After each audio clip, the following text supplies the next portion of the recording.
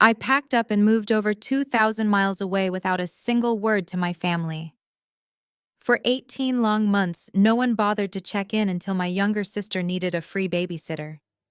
My mother left 36 voicemails in a single weekend, labeling me a selfish disgrace for ignoring her demands.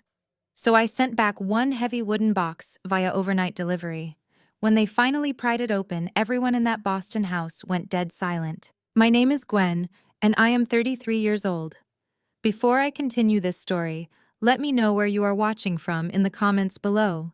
Hit like and subscribe if you have ever had to cut off toxic family members who only saw you as free labor. The defining moment of my new life began on a blistering Tuesday morning in Phoenix, Arizona. The desert sun was pouring through the floor-to-ceiling windows of the executive boardroom where I was standing at the head of a massive oak table. As a senior partner specializing in global supply chain management, I was in the middle of presenting a complex multi-million-dollar logistics strategy to a room full of corporate executives. I had spent the last 18 months building my reputation in this city, transforming myself from a people-pleasing doormat into a respected professional who commanded attention. Right in the middle of explaining international freight distributions, I felt a vibration in the pocket of my tailored blazer. It was a single sustained buzz. Then another. And another. Within the span of 5 minutes, my phone vibrated so many times it felt like a swarm of angry bees trapped in my pocket. I maintained my professional composure, advancing my presentation slides without missing a beat, but a primal cold dread began to pool in my stomach.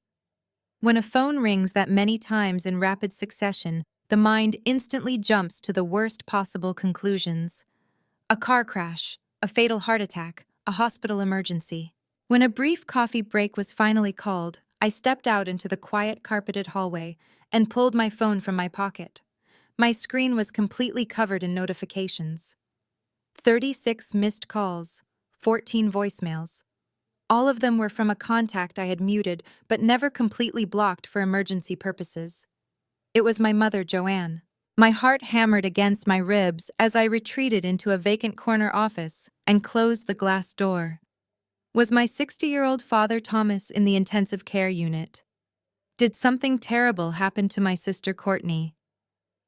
Hands trembling slightly, I pressed play on the first voicemail, bracing myself to hear the devastating news of a family tragedy. Instead of tears or panic, the sharp, grating voice of my mother filled the earpiece. There was no hello, there was no asking how I was doing after a year and a half of absolute silence. There was only the familiar suffocating tone of entitlement. Gwen, pick up your phone right now. Your sister is having an absolute crisis, and you need to book a flight to Boston tonight. I blinked, staring out the window at the sprawling Phoenix skyline. A crisis. I pressed play on the next message, my initial fear rapidly morphing into disbelief. Gwen, I know you are seeing these calls. Courtney and Brad have non-refundable tickets to Paris for this Thursday. They desperately need this 3-week trip to rekindle their romance. Their nanny just quit without warning, and you know I cannot watch 3 toddlers by myself with my bad back. You need to come home and take over. I am not asking you, I am telling you. I lowered the phone from my ear for a moment, letting the sheer audacity of her words sink in. 18 months. I had quietly packed up my entire life and moved across the country to escape their toxic, parasitic grip. In all those months, Joanne had not called once to see if I was safe, healthy, or happy. They had ignored my 32nd and 33rd birthdays. They did not reach out on Thanksgiving or Christmas. They had treated me like a ghost the moment I stopped opening my wallet and giving up my weekends for them. But now, because my 30-year-old golden child sister wanted to sip wine under the Eiffel Tower with her lazy husband Brad, I was suddenly summoned back to active duty. I listened to the rest of the voicemails, each one escalating in aggressive entitlement. Joanne complained bitterly about how stressed Courtney was, as if being a stay-at-home mom to kids she mostly handed off to nannies was the hardest job on earth. She complained about the price of European hotels and how they simply could not afford to cancel the trip. And then came the voicemail that truly took my breath away. Joanne barked through the speaker. Just tell whatever little company you work for that you have a family emergency and need 3 weeks of paid leave. They will understand. Your family comes first. You have no husband, no children, and no real responsibilities. Stop acting like your life is so important and help your sister for once. The words echoed at the quiet office. Help your sister for once. For 15 years, I had been the designated family mule. I had drained my savings to bail Brad out of his failed startup ideas. I had spent countless weekends acting as an unpaid nanny to 3 unruly toddlers who were never disciplined. I had sacrificed my own social life, my dating life, and my peace of mind to ensure that Courtney never had to face a single consequence for her actions. The one time I chose my own survival and walked away, I was branded the villain. My mother still viewed me as a pathetic empty vessel of a woman whose only value was her utility to the family. She had no idea that I was now a senior partner at a top-tier firm. She had no idea because she had never possessed the basic maternal decency to ask. The old Gwen, the one desperate for a scrap of validation from her parents, would have panicked. She would have agonized over how to appease them, frantically trying to find a compromise that would not get her fired. But the woman standing in the Phoenix executive suite was different. I calculate supply chain logistics, assess massive corporate debts, and ruthlessly balance ledgers for a living. Listening to Joanne demand 3 weeks of my life so Courtney could have a romantic getaway, a strange, icy calm washed over me. I did not feel the urge to cry. I did not feel the urge to scream. I just felt a cold, calculated clarity. They wanted to talk about my responsibilities. They wanted to pretend the last 15 years of my free labor was just a down payment on a lifetime of servitude. I looked down at my phone, the screen still glowing with Joanne's demanding messages, and decided that it was finally time to close the accounts. It was time to send them the bill. I slipped my phone back into the pocket of my tailored blazer, smoothed my posture, and walked back into the boardroom. The executives from the national logistics firm were waiting for my final projections. I did not falter. I delivered the last 20 minutes of my presentation with absolute precision, ultimately closing a massive contract that solidified my position as a senior partner at the firm. As the executives shook my hand and praised my strategic vision, I felt a sharp, surreal disconnect between the woman commanding this corporate boardroom and the woman my family back in Boston treated like a disposable servant. Once I was safely behind the heavy oak doors of my private corner office, I retrieved my phone. The screen was still littered with Joanne demanding my immediate obedience. I opened our family group chat, a digital space I had intentionally muted 18 months ago when I left Massachusetts. Taking a slow, deep breath, I typed a single firm sentence. I am currently busy with work and cannot fly to Boston. You will need to find another arrangement for your trip. I hit send. I did not apologize. I did not offer a lengthy, desperate explanation about my career, my promotions, or my responsibilities. I simply stated a boundary.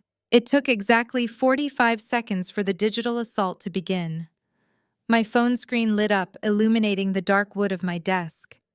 The collective gaslighting, a highly coordinated family tradition, was initiated by my father. Thomas had not spoken a single word to me since the day I refused to co-sign a high-interest loan for Brad last year. Now his name appeared on my screen with rapid-fire messages. I cannot believe the sheer disrespect you are showing your mother. Thomas typed. We gave you everything, Gwen. We put a roof over your head and food on your table. Is this how you repay us? By abandoning your sister when she is having a crisis. You have become an incredibly selfish and ungrateful child. We raised you to understand that family comes first, but clearly living out in the desert has made you forget your morals. The hypocrisy was staggering. He spoke of family values, yet he had allowed his eldest daughter to be used as a financial and emotional sponge for 15 years. I was not an ungrateful child. I was a 33-year-old woman running a multi-million-dollar division. But to Thomas, I was just a disobedient subordinate stepping out of line. Before I could even process his barrage of guilt trips, my sister entered the chat. Courtney sent messages that were long, frantic, and dripping with manipulative victimhood. Gwen, why are you doing this to me? She demanded. Brad and I have been planning this Paris trip for months. Our marriage needs this. You know how hard it is for me to manage 3 kids all day. Why are you trying to ruin my happiness? Then came the inevitable attack on my personal life. It was the weapon they always used to keep me in my place, the ultimate tool of their gaslighting. It is not like you have a husband or children of your own to worry about, Courtney continued. You do not have a real family to take care of. What could you possibly be doing out there that is so important? Playing office. You are just bitter and lonely, and now you are punishing me because I actually have a life and a husband who loves me. Please stop being so self-centered and just book the flight. Brad, the man who had essentially lived off my savings during his first 2 years of marriage to Courtney, chimed in with his usual entitled whine. Come on, Gwen. Do not do this to us. Courtney has been crying all morning. Just take some time off. Your job cannot be that demanding. Finally, Joanne delivered the closing argument, attempting to seal the trap with her maternal authority. Gwen, I am not going to argue with you over text. You are causing your sister severe emotional distress. I expect you to call me back with your flight confirmation number by tonight. Stop throwing a tantrum and do the right thing for once in your life. I sat in my ergonomic leather chair staring at the glowing screen.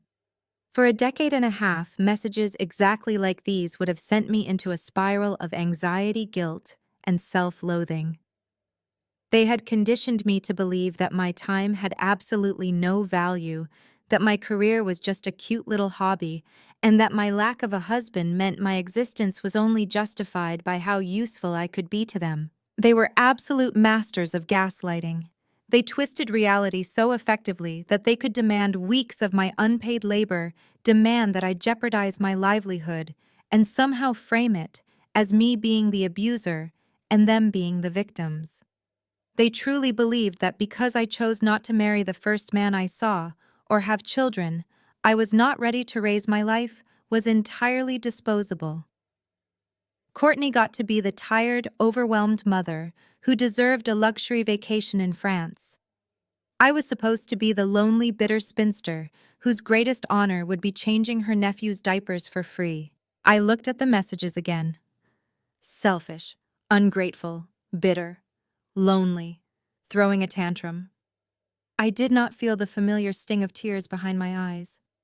I did not feel the desperate urge to draft a massive paragraph defending my job as a senior partner or proving my worth to them. Explaining myself to people who were committed to misunderstanding me was a game I no longer played. The silence in my office was profound and comforting. I locked my phone and tossed it into my purse. They wanted to talk about my debt to the family. They wanted to talk about how much they had done for me and how much I owed them in return. They wanted to play the victims of my supposed selfishness. It was time to show them the exact mathematics of our relationship. It was time to close the accounts. I drove back to my apartment in downtown Phoenix, the desert heat radiating off the pavement, yet my mind was completely ice cold. For years, I had kept a ledger. As a supply chain expert, tracking deficits, measuring lost resources, and calculating negative margins was exactly what I did best. My family had treated my time, my money, and my energy as an endless free supply chain designed solely to fuel their lifestyle. But every supply chain has a breaking point, and every invoice eventually comes due. I walked into my home office, unlocked the bottom drawer of my filing cabinet, and pulled out a thick, heavy binder. It contained every bank statement, every cleared check, every text message demanding money, and every schedule I had been forced to clear to accommodate Courtney and her husband Brad. I spent the next 4 hours organizing the data, formatting it into a pristine corporate-grade invoice. I did not rely on emotion. I relied on hard, undeniable mathematics. I calculated the minimum wage in the state of Massachusetts for every single hour I had spent acting as a live-in nanny for Courtney while she went to spas and brunches. I tallied the thousands of dollars I had fronted for her extravagant baby showers and birthday parties because Joanne and Thomas insisted I do my part for the family image. I added the emergency cash transfers to keep Brad from defaulting on his leased luxury cars. I documented 15 years of financial and emotional exploitation, binding the pages together into a massive 500-page dossier. Then I reached for the red folder at the very back of my safe. This was the masterstroke, the culmination of a quiet strategic maneuver I had been executing for the past 5 years, while my father Thomas was making reckless financial decisions. I slid the documents from the red folder and placed them at the very bottom of the stack of invoices. I placed the entire 500-page stack inside a heavy custom-made wooden box. It was a beautiful mahogany piece, dense and imposing, something that demanded attention. I sealed it shut, attached a shipping label, and drove straight to the nearest shipping facility. I requested priority overnight delivery, ensuring it would arrive at my parents' house in Boston by 10 the next morning. When the clerk handed me the receipt, I felt a physical weight lift from my shoulders. I was no longer running from them or absorbing their abuse in silence. I was simply returning their investment. I can only imagine the scene that unfolded in Boston the following morning. Knowing my family, they were likely gathered in the kitchen drinking coffee and complaining loudly about my continued silence. Joanne was probably drafting another manipulative voicemail while Courtney cried to Brad about her ruined Paris vacation. Thomas was likely pacing the floor, agreeing that I was the most selfish, disobedient woman alive. Then the delivery truck pulled up to their manicured driveway. The doorbell rang and a heavy wooden box was left on their front porch. The sudden shift in their demeanor must have been almost comical. In their twisted, self-centered minds, my silence overnight meant only one thing: guilt. They genuinely believed that I had cracked under the pressure of their collective gaslighting. Seeing a premium overnight package, they undoubtedly assumed I had caved and sent a lavish apology. Joanne probably thought I had mailed a massive cashier check to fund Courtney and Brad on their romantic getaway. Courtney likely squealed, convinced I had purchased them first-class upgrades to make up for my terrible selfish behavior the day before. They must have gathered around the kitchen island, eyes gleaming with greedy anticipation as Thomas pried the wooden lid open. They expected money. They expected expensive gifts. They expected my absolute submission to their demands. Instead, they found a stack of impeccably bound paper. I can picture Joanne snatching the top sheet, her triumphant smile freezing into a mask of pure confusion. It was not a heartfelt apology letter begging for forgiveness. It was a legally formatted corporate invoice. Printed in bold, uncompromising black ink at the very top were the words, "Invoice for services rendered from 2008 to 2023. Right below that was the grand total. Balance due immediately, $215,400. The itemized list on the first page highlighted the most egregious offenses. $8,000 advanced for a first birthday party that was never paid back. $36,000 for 2,400 hours of unpaid childcare calculated precisely at the state minimum wage. $14,000 in unreturned personal loans for Brad to fix his endless business mistakes. The list went on and on, page after page of undeniable proof of their parasitic behavior. Courtney probably started screaming the moment she read her name next to the dollar amounts. Thomas likely snatched the papers from Joanne, his face turning an angry shade of red as he tried to process the audacity of my actions. Brad probably stood there in stunned silence, realizing his free ride was permanently over. But the true devastation had not even hit them yet. As they frantically flipped through the thick stack of bills and bank statements, furiously denying the numbers staring back at them, the heavy official documents at the very bottom of the box finally slid into view. It was a bright, glaring notice printed on thick, formal paper. It was not an invoice. It was a legally binding government document. Notice of foreclosure. The air in that Boston kitchen must have evaporated instantly. The shouting would have stopped, replaced by a deafening, terrifying silence. The document stated clearly that the property they were standing in, the suburban house my parents used to project their fake wealth and superiority, was now under immediate threat of seizure. And the name listed as the primary lien holder, the person who held the absolute legal right to take their home away from them if they did not pay up, was mine. The silence in that Boston kitchen must have been absolute, as the reality of the thick, meticulously bound dossier settled over them. For my entire life, my family operated under the delusion that their exploitation of me was invisible. They masked their financial and emotional abuse with sweet-sounding words like family duty, loyalty, and shared sacrifice.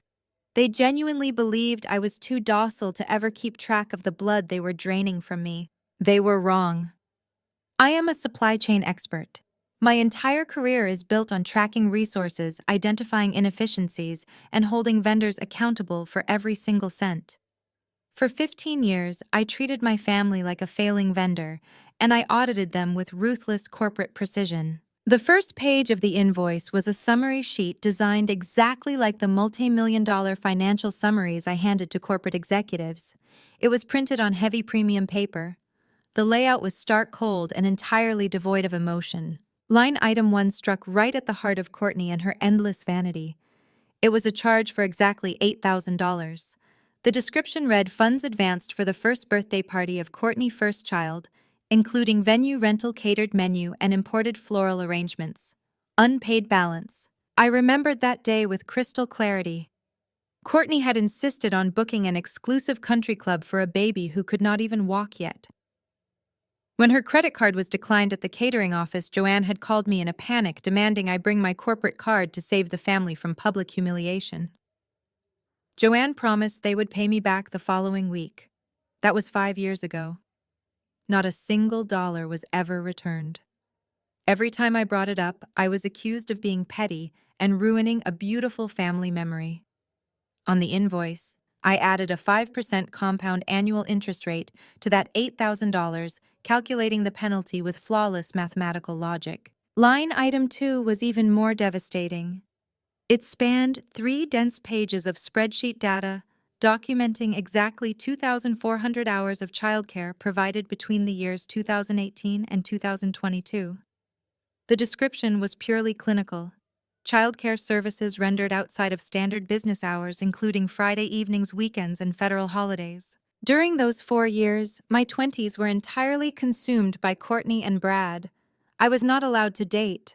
I was not allowed to attend networking events or build my own social circle.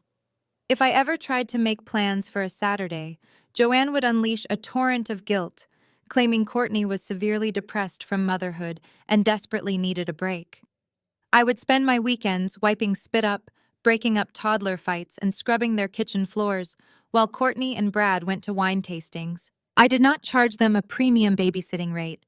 I charged them the exact Massachusetts minimum wage for every single hour they stole from me. That calculated to $36,000. I even attached a secondary appendix containing screenshots of every text message Courtney ever sent me, demanding I come over cross-referenced with the exact hours I arrived and left. The data was irrefutable. I had quantified my stolen youth. The invoice did not stop at childcare. I moved on to Brad. The man who had mocked my career and called me a bitter spinster was listed on page 12 with a debt of $14,000. The description read, emergency cash transfers to prevent commercial lease default and vehicle repossession. Brad liked to play the role of a successful entrepreneur. He leased a luxury SUV to park in the driveway and rented a flashy downtown office space for a consulting business that had absolutely zero clients. When the bank finally came knocking, Thomas and Joanne refused to bail him out, claiming their own funds were tied up. Instead, Thomas cornered me in the hallway of our home, lecturing me about how a family must protect its men from losing face. He forced me to transfer my entire savings account to Brad so the luxury car would not be towed away in front of the neighbors. Brad never thanked me. He just took the money, bought a new set of golf clubs the next month, and continued treating me like the household maid. Every grocery bill I paid because Joanne claimed her purse was in the other room. Every utility bill I covered when Thomas said his business was having a slow quarter. Every single time they reached into my pockets, I documented it. I saved the receipts, I categorized the expenses, and I built a flawless, undeniable financial autopsy of their greed. For 15 years, they hid behind the illusion of unconditional love. They smiled for holiday photos and bragged to the neighbors about how close-knit the family was, all while quietly bleeding me dry. The invoice shattered that illusion permanently. There was no emotion in those 500 pages, no angry letters, no tears. There was only cold, hard data proving that they were not a family, they were a liability. They had always relied on my silence to maintain their perfect image. They assumed that because I never screamed or threw tantrums like Courtney, I was simply absorbing the abuse and accepting my role at the bottom of the hierarchy. They mistook my silent observation for submission. They did not realize that every time they demanded my money, I was adding another line to the ledger. Every time they insulted my career, I was calculating the exact cost of my eventual exit. Reading that invoice, they could no longer hide behind their favorite excuses. They could no longer claim they were just asking for a little family favor. The numbers stared back at them, exposing the ugly, undeniable truth. They had built their comfortable, arrogant lives on the back of my unpaid labor and stolen wages. I had handed them a mirror, and the reflection was monstrous. I knew exactly what would happen next. The shock would quickly curdle into explosive defensive rage. Thomas, whose entire ego rested on the illusion that he was the wealthy, providing patriarch, would not be able to handle the documented proof that his daughter had been subsidizing his lifestyle. He would not view the invoice as a wake-up call. He would view it as an act of profound disrespect, an unforgivable challenge to his authority. Sitting in my office in Phoenix, I arranged my files for the next corporate client. I felt my pulse steady and calm.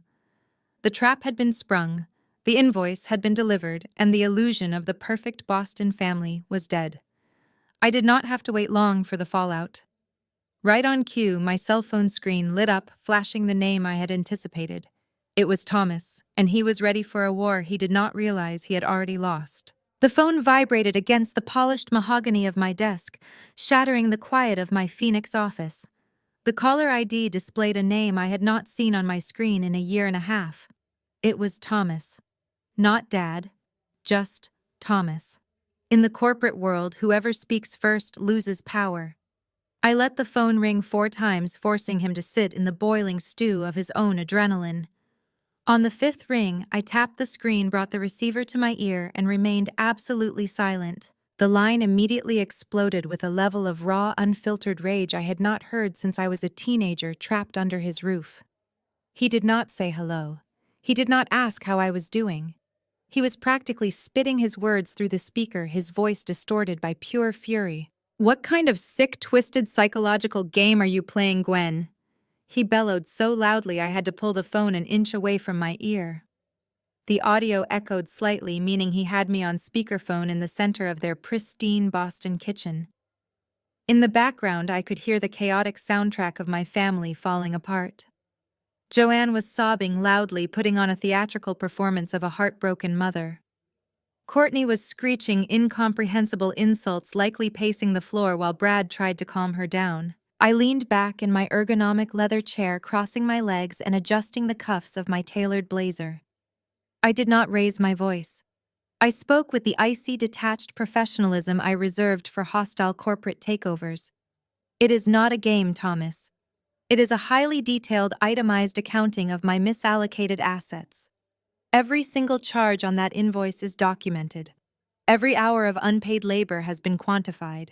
I am simply balancing the ledger." My calm demeanor only infuriated him more.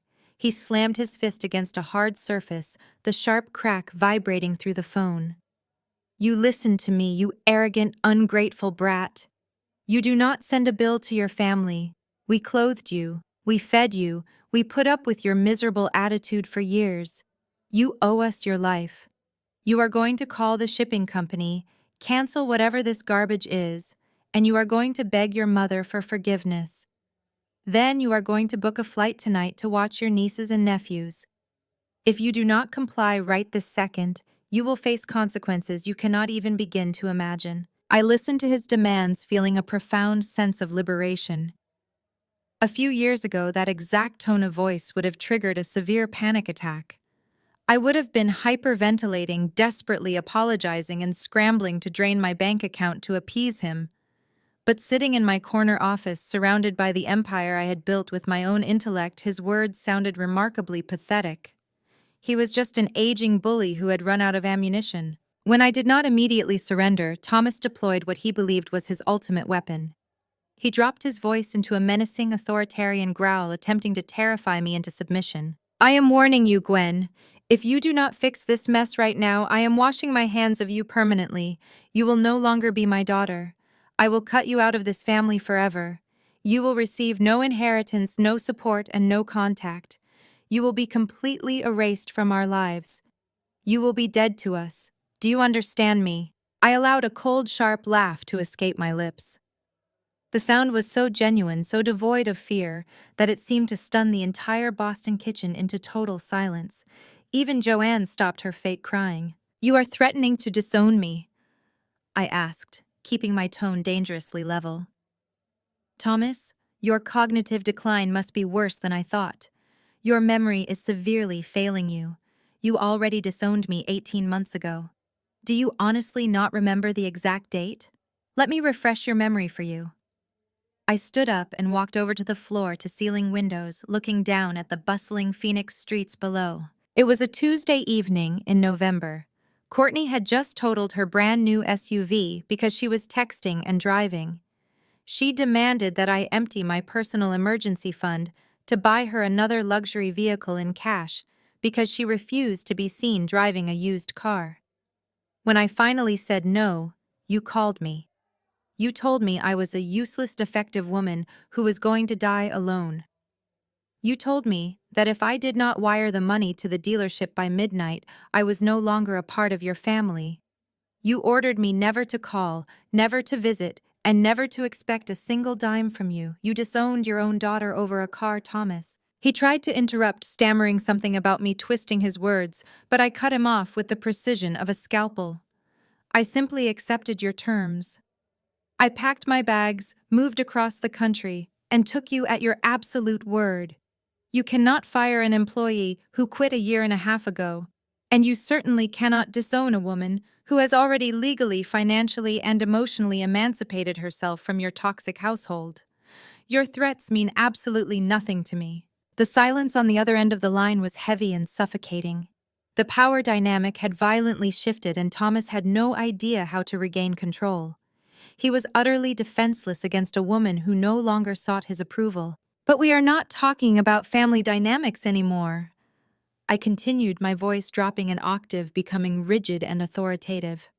"We are talking about business. And as a businessman, you are currently failing to address the most critical item in the package I sent you." "What are you talking about?" Thomas demanded, his voice finally losing its arrogant edge, replaced by a sudden creeping anxiety. "Stop looking at the invoice," I instructed coldly. "The invoice was just a history lesson to remind you of exactly why we are in this position. I want you to dig all the way to the bottom of that heavy wooden box. Move the 500 pages of bank statements aside. At the very bottom, there is a thick red folder." I heard the sound of rustling paper through the speaker. Someone, likely Brad, was frantically digging through the box as instructed. "I need you to open that red folder," I said, my words slow and deliberate. "I need you to pull out the official government-stamped document inside. I need you to read it very carefully, Thomas. And once you read it, I need you to finally understand exactly who you are screaming at. Read the red paper, Thomas, because your 30-day countdown starts today." Without waiting for his response, without giving him the satisfaction of another word, I ended the call. I set the phone down on my desk, turned my back to it, and walked out of my office to grab a cup of coffee. The trap was locked, the timer was ticking, and the real devastation was just beginning. I walked back into my office with a fresh cup of black coffee. My phone was already lighting up with a barrage of incoming calls from Boston. I silenced the device, placing it face down on my polished desk. They were panicking, and they had every legal right to be. It was time for them to fully comprehend the red folder. 5 years ago, Thomas began making a series of catastrophic financial decisions. He desperately wanted to maintain the illusion of generational wealth, to impress his country club associates, and to fund Courtney and Brad in their lavish lifestyle. He quietly remortgaged properties, took out high-interest business loans, and ultimately he stopped paying the property taxes on their sprawling suburban Boston home. He assumed the city would be slow to act. He figured he could eventually charm his way out of it, or wait for a miraculous windfall that would magically balance his accounts. He did not understand how local municipal tax laws worked, but I did. In many states, when a homeowner fails to pay their property taxes, the local government places a tax lien on the property. To recover the lost revenue immediately, the city auctions off these liens to private investors. The investor pays the outstanding tax bill to the city, and in return, the investor receives the right to collect that debt directly from the homeowner, plus a staggering amount of statutory interest. If the homeowner fails to pay the investor within a certain legal time frame, the investor gains the absolute right to foreclose on the property and take ownership completely. Knowing my father and his reckless financial habits, I had monitored the municipal public records. When the first tax lien on their house went up for auction 5 years ago, I did not call him to warn him. I did not offer to lend him the money. Instead, I utilized my corporate knowledge. I established a blind limited liability company registered in Delaware. Through that corporate entity, I quietly purchased the tax lien. Thomas never knew. He simply received notices that his tax debt had been sold to a third-party investment firm. In his typical arrogant fashion, he ignored the notices, assuming he would deal with the faceless corporation later. But I did not stop there. Every single year for the next 4 years, as Thomas continued to default on his property taxes, to fund the golden child of the family, my company purchased the subsequent liens. I became his sole creditor. I quietly accumulated the entire tax debt of their beloved family estate. I paid the city, and in exchange my father owed me every single cent, compounding at a brutal interest rate authorized by state law. For 5 years I sat on that debt. I waited patiently as the statutory redemption period ticked away. They were living in a house that was slowly but surely becoming mine. The red paper at the bottom of the wooden box was not a warning. It was a formal, legally executed notice of foreclosure. My legal counsel Harrison had filed the petition with the Massachusetts Land Court earlier that week. The document Thomas was now holding in his shaking hands outlined the unyielding reality of his situation. He owed the original tax debt, the accrued penalties, the legal fees, and the compound interest. The total sum was enormous, a figure I knew for a fact he did not have in his bank account, because Joanne had recently drained their liquid savings to pay off Brad and his mounting gambling debts. The legal terms printed on that bright red paper were absolute. Thomas and Joanne had exactly 30 days to produce the entire sum in certified funds. There were no payment plans available. There were no extensions. There was no negotiating with a faceless corporate entity because the entity was me. If they failed to deposit the full amount into Harrison and his escrow account by the 30th day, my company would be granted the absolute title to the property. Their house, the pristine suburban fortress where they had emotionally abused me for decades, would legally belong to me. I would have the power to evict them, sell the property, or simply lock the doors and walk away. I took a slow sip of my coffee, savoring the bitter dark roast. My phone vibrated again, this time with a text message from Thomas. It was not a threat anymore. The arrogant, booming patriarch who had screamed at me just 10 minutes prior was gone. The text was a frantic, terrifying realization of his own ruin. "Gwen, please, you cannot do this. We will lose the house. We have nowhere to go. Please call me. We need to talk about this as a family." I stared at the word family. When I was drowning in student debt, they were not my family. When I was spending my weekends scrubbing their floors so Courtney could sleep in, they were not my family. When they disowned me over a car, they explicitly stated we were no longer family. I tapped the screen and typed my response with clinical precision. "We are not a family, Thomas. We are two parties bound by a tax lien certificate. You have 30 days to remit the full balance to my attorney. I suggest you start packing your boxes." I hit send. The trap had not just closed, it had locked. I had legally weaponized their own financial negligence against them, and there was absolutely no way out. They had spent my entire life taking everything I had to offer. Now I was legally authorized to take the very roof over their heads. After ending the call with Thomas, the reality of the impending foreclosure tore through their Boston home like a shockwave. I knew exactly how their panic would mutate. Thomas would retreat into defensive denial, blaming the city, the economy, or the mail carrier for his own massive failures. Joanne would dissolve into loud theatrical weeping, desperately trying to play the martyr to anyone who would listen. But Courtney would go on the offensive. When a deeply entitled narcissist is backed into a corner and stripped of her victim card, she does not surrender or reflect on her mistakes. She seeks to destroy the person holding the mirror. Since I had cut off their financial supply 18 months ago, Courtney had no leverage over me. She could not withhold family affection because I no longer wanted it. She could not threaten to exclude me from holiday dinners because I had already opted out of that toxic circus. So she went after the only thing she believed she could ruin: my livelihood. I did not know it at the time, but Courtney was frantically scrolling through the internet, hunting for any digital footprint I had left behind.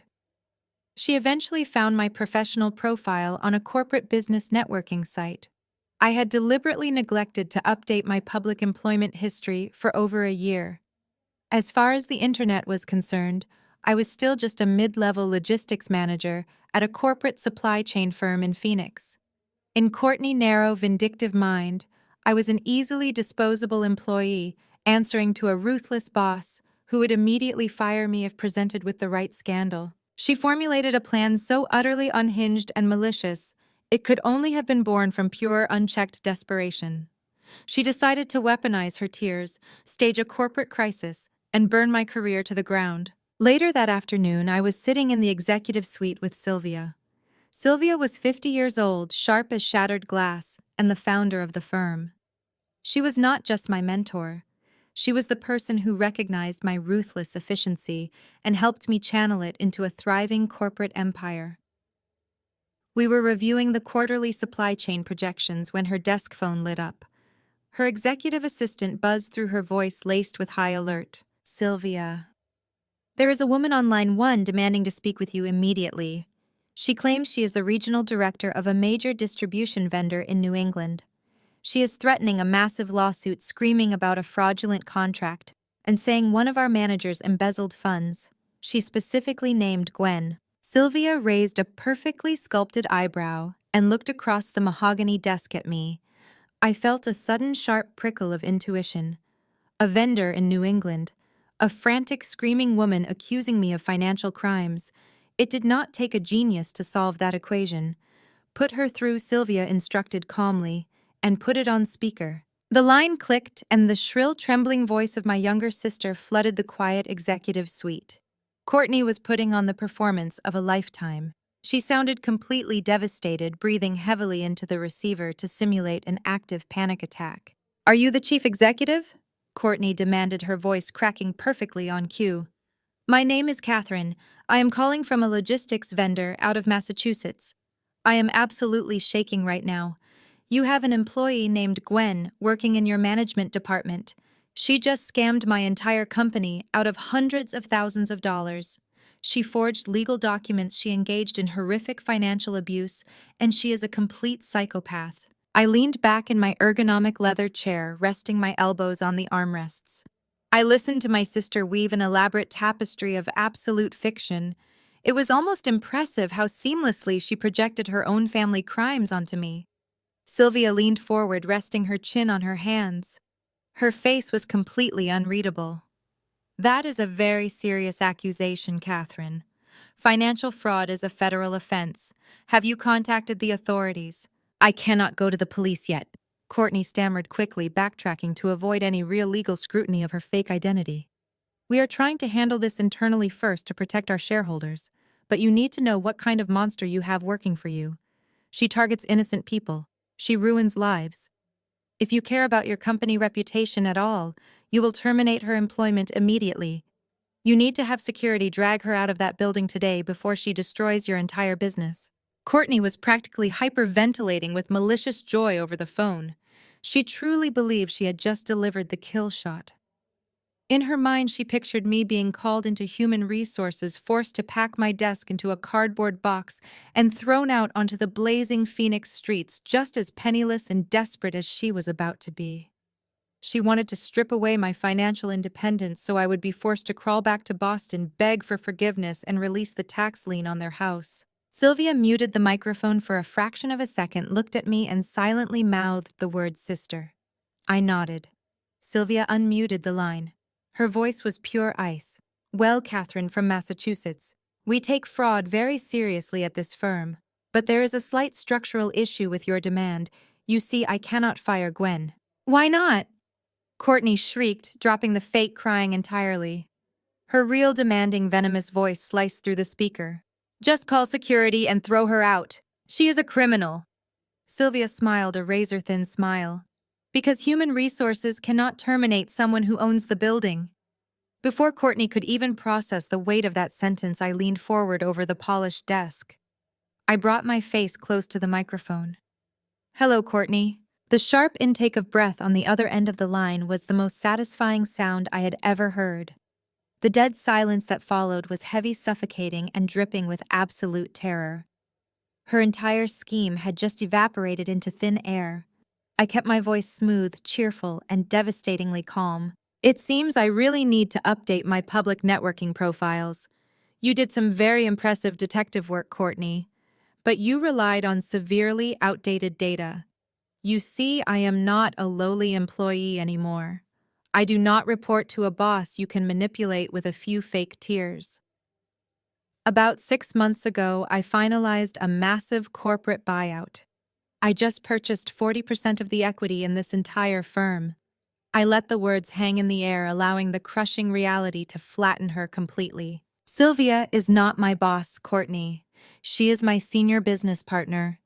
And as a partner, I highly recommend you stop wasting your breath calling cross-country to stage a pathetic corporate sabotage. You do not have the time to play make-believe on the phone. You only have 29 days left to find $215,000. I suggest you get off this line and start packing your designer bags into cardboard boxes. I clicked the end call button and set the phone down on the polished mahogany. Sylvia poured 2 glasses of sparkling water, handing one to me with a silent nod of respect. We did not celebrate with champagne. This was not a victory lap. It was simply the efficient neutralization of a workplace hazard. For the next 3 days, my life in Phoenix returned to its highly productive, carefully structured rhythm. I closed 2 more vendor contracts, finalized a quarterly supply chain audit, and enjoyed the absolute profound silence radiating from the East Coast. But I knew the silence was merely the eye of the hurricane. Courtney was a creature of intense vanity and desperate self-preservation. Stripped of her ability to directly sabotage my career, she retreated to the only arena where she still held absolute power: the court of public opinion. The digital avalanche began on a Friday evening, just as I was logging out of my corporate portal. It started with a single aggressive text message from my cousin Kevin, a man I had not spoken to since a family barbecue 6 years ago. The text contained a link and a single sentence: "You are a disgusting excuse for a human being." Before I could even process Kevin's sudden hostility, my phone screen erupted into a chaotic frenzy of notifications. Facebook tags, direct messages on Instagram, emails to my personal address from distant aunts, uncles, and random Boston neighbors I barely recognized. The notifications poured in so rapidly that my device actually froze for a few seconds. I opened my social media applications and found myself at the dead center of a massive, highly coordinated digital smear campaign. Courtney had not just complained to the extended family. She had launched a fully monetized public spectacle. Right at the top of my feed was a link to a GoFundMe campaign created by Courtney. The title was crafted with maximum emotional manipulation. Cold-blooded sister evicts elderly parents and destroys sister's happiness. The cover photo was a masterpiece of staged misery. It showed Joanne and Thomas sitting on their living room sofa, looking exhausted and frail, holding hands while staring sadly at the camera. In the foreground, Courtney was holding her youngest toddler, her face perfectly angled to show a single glistening tear rolling down her cheek. I clicked the link, switching my analytical brain into high gear. I read the campaign description word for word, taking meticulous screenshots of every single paragraph. Courtney had spun a narrative so entirely disconnected from reality that it bordered on clinical delusion. According to the GoFundMe page, I was a ruthless, greedy corporate executive who had abandoned my loving family to hoard wealth in Arizona. Courtney claimed that Thomas had fallen on hard times due to the economy, and instead of helping her struggling elderly parents, I had swooped in and used predatory legal loopholes to steal their beloved family home. She completely omitted the fact that Thomas had ignored his property taxes for 5 years to fund her luxurious lifestyle. She left out the $215,000 in unpaid labor and stolen wages she had personally extracted from me. Instead, she painted herself as the devoted self, sacrificing younger sister trying desperately to hold the family together. She wrote that my cruel, sudden eviction notice was causing her extreme emotional distress, threatening her marriage to Brad, and terrifying her 3 innocent children who were about to watch their grandparents be thrown onto the freezing Boston streets. She ended the campaign description with a desperate plea for financial assistance, setting the fundraising goal at $250,000 to save the family home and hire legal counsel to fight the evil corporate monster. The strategy was transparent and vile. She was weaponizing public sympathy to crowdsource the funds needed to pay off the tax lien. She wanted her friends, our extended family, and gullible strangers on the internet to foot the bill for her lifelong financial negligence. The comments section was a toxic wasteland of misplaced righteous indignation. Aunt Beatrice, who never once sent me a birthday card, posted a lengthy paragraph about how I was going to burn in hell for disrespecting my elders.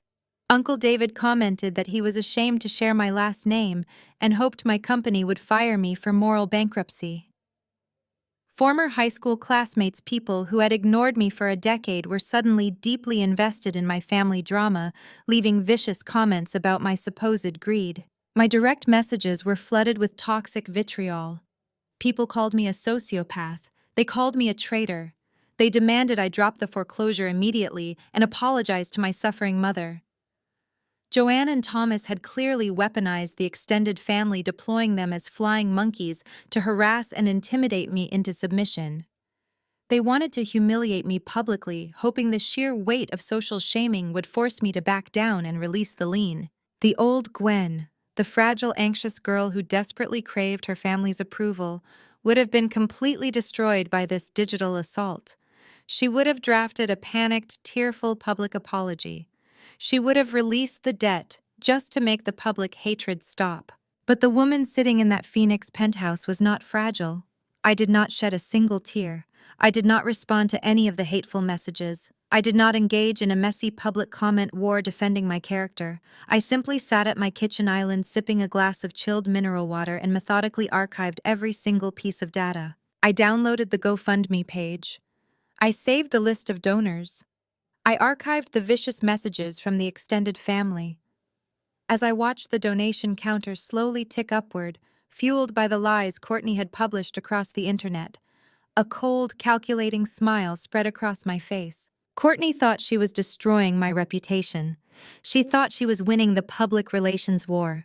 She was so blinded by her own narcissism and desperate need for attention that she completely overlooked the severe legal ramifications of her actions. By launching a public fundraising campaign based on entirely fabricated statements, omitting crucial financial facts, and actively soliciting money under false pretenses, Courtney was not just being a toxic sister.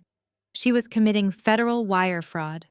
She was creating a highly visible, publicly accessible trail of digital evidence proving her willingness to lie for financial gain. I forwarded the entire dossier of screenshots to my legal counsel, Harrison. I added a brief, simple note. Let them keep donating. The higher the balance gets, the heavier the legal penalty will be when we reveal exactly where her money has been going for the last 5 years.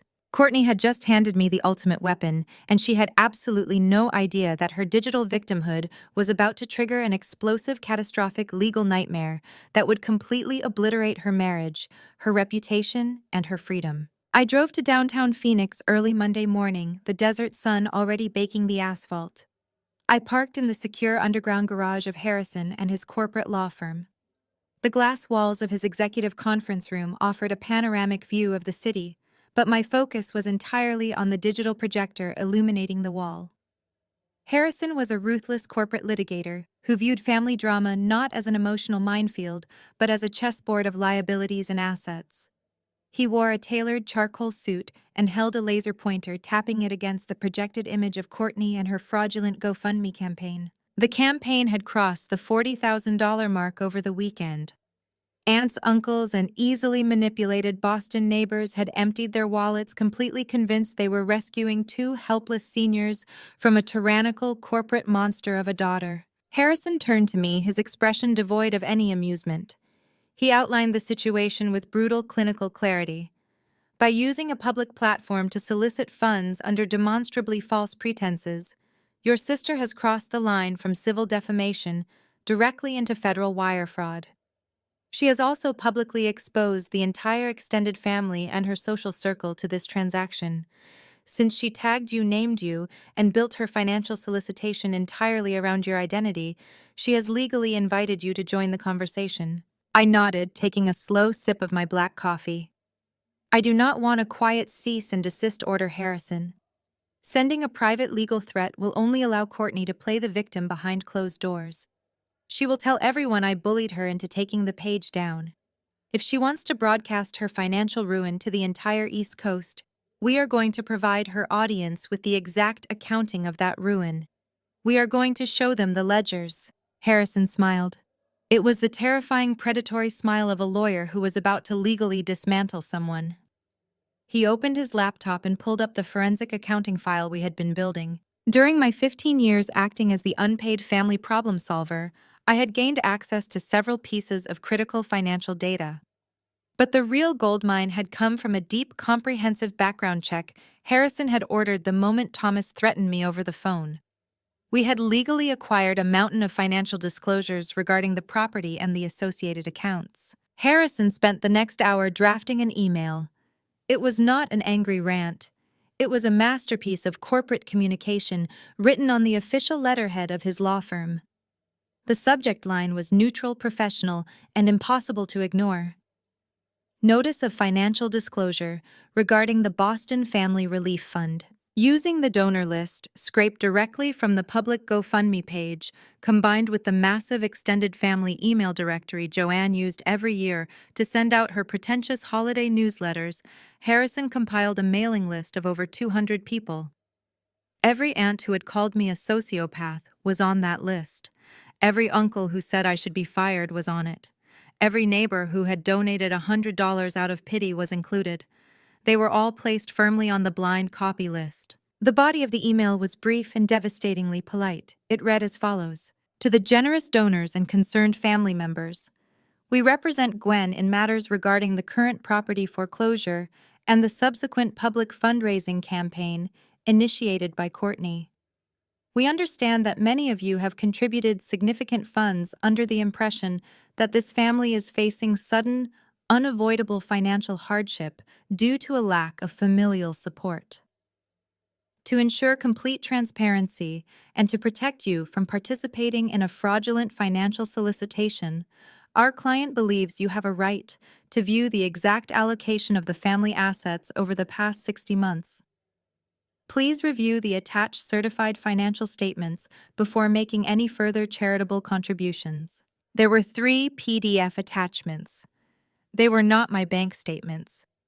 They were highly detailed, irrefutable credit card statements and bank ledgers belonging to the very people begging for charity. The first attachment highlighted the exact month Thomas and Joanne stopped paying their municipal property taxes 5 years ago.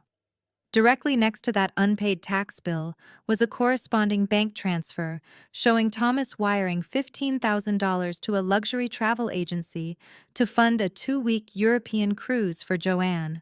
The second attachment was a highlight reel of Courtney and her husband Brad spending money like absolute royalty while their parents' house was sinking into tax default. I had instructed Harrison to highlight specific transactions in bright, undeniable yellow. $5,000 spent at a high-end designer boutique in New York City. $12,000 withdrawn at a luxury casino resort to cover Brad and his mounting pathetic gambling losses. $3,000 for premium cosmetic injections and medical spa treatments. All of these transactions were dated within the exact same time frame that Courtney claimed she was starving and struggling to buy groceries for her 3 children. The third attachment was a simple, brutal pie chart I had designed myself. It contrasted the total amount of money Thomas and Joanne had gifted to Courtney and Brad over 5 years against the exact amount of the unpaid property taxes. The pie chart proved mathematically that the family was not a victim of a sudden economic downturn. They were victims of their own grotesque, unchecked gluttony. They had literally spent their home ownership on designer handbags, cosmetic procedures, and casino chips. I reviewed the email one final time. It was flawless. It was a tactical nuclear strike delivered via a digital PDF. Send it, I instructed. Harrison hit the enter key. We sat in the quiet conference room and waited. I knew the exact sequence of events that would follow. The emails would land in inboxes across Massachusetts. Aunt Beatrice, who had publicly prayed for my soul, would open the attachment and see that the money she had just donated was effectively reimbursing Courtney for a luxury spa day. Uncle David, who had demanded my termination, would see that Brad was dropping thousands of dollars at a blackjack table while begging for family handouts. The illusion of the struggling, victimized Boston family was instantly vaporized.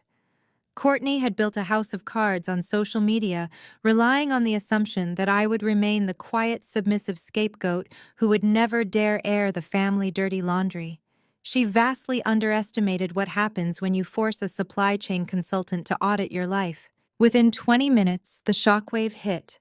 My phone, which had been buzzing for days with hateful messages from relatives, suddenly went dead silent. The coordinated attacks in my direct messages ceased entirely. The angry mob of flying monkeys had suddenly stopped looking at me and had turned their collective horrified gaze back toward Boston. Then the GoFundMe page began to glitch. Donors who had read the email were immediately logging back into the platform, frantically hitting the refund button and reporting the campaign for fraud. The donation counter, which had been proudly displaying $40,000, began to plummet in real time as the withdrawals processed. I watched the numbers drop, feeling a profound, icy satisfaction. Courtney wanted to use the public to destroy me.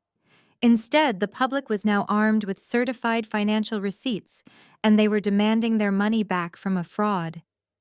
The counterstrike was complete, but the true devastating secret hidden within those credit card statements was about to tear the family apart from the inside out. The GoFundMe donation counter hit 0. The public shame was absolute, and the illusion of the victimized Boston family was permanently shattered across the East Coast. But public humiliation was only the appetizer in this corporate audit. The main course was a private, highly classified legal dossier that I had explicitly instructed Harrison to hold back from the mass email. This specific document was strictly reserved for the immediate family. I picked up my phone, sitting in the quiet luxury of Harrison and his glass-walled conference room, and opened a direct text thread with Courtney, Brad, Joanne, and Thomas. I sent a single PDF file. It was heavily encrypted and password protected. I typed my message into the group chat. The password is my social security number, the one you stole 5 years ago. For my entire 20s, I lived like a ghost trapped in a financial nightmare. Despite working 70-hour weeks, securing multiple corporate promotions, and living incredibly frugally, my financial reality was a complete disaster. When I tried to lease my first decent apartment in a safe neighborhood, the landlord laughed me out of the leasing office. When I desperately needed a reliable car to commute to my corporate job, the dealership offered me an insulting 20% interest rate. My credit score was sitting in the low 500s, a completely inexplicable and devastating number for someone who paid her rent on time every single month. Every time I brought it up at family dinners, frustrated and crying because I was living on cheap noodles while earning a corporate salary, the gaslighting would begin. Joanne would roll her eyes, cross her arms, and lecture me on financial responsibility. Thomas would tell me I was clearly living beyond my means and hiding secret expenses. Courtney would sit across the dining table sipping a $20 glass of imported wine and smugly tell me I just needed to learn how to budget better. They knew exactly why I was drowning. They watched me suffer, They watched me panic over my ruined credit, and they smiled right to my face. The moment I relocated to Phoenix and partnered with Sylvia, I finally had the capital to hire a top-tier forensic accountant to untangle my ruined credit history.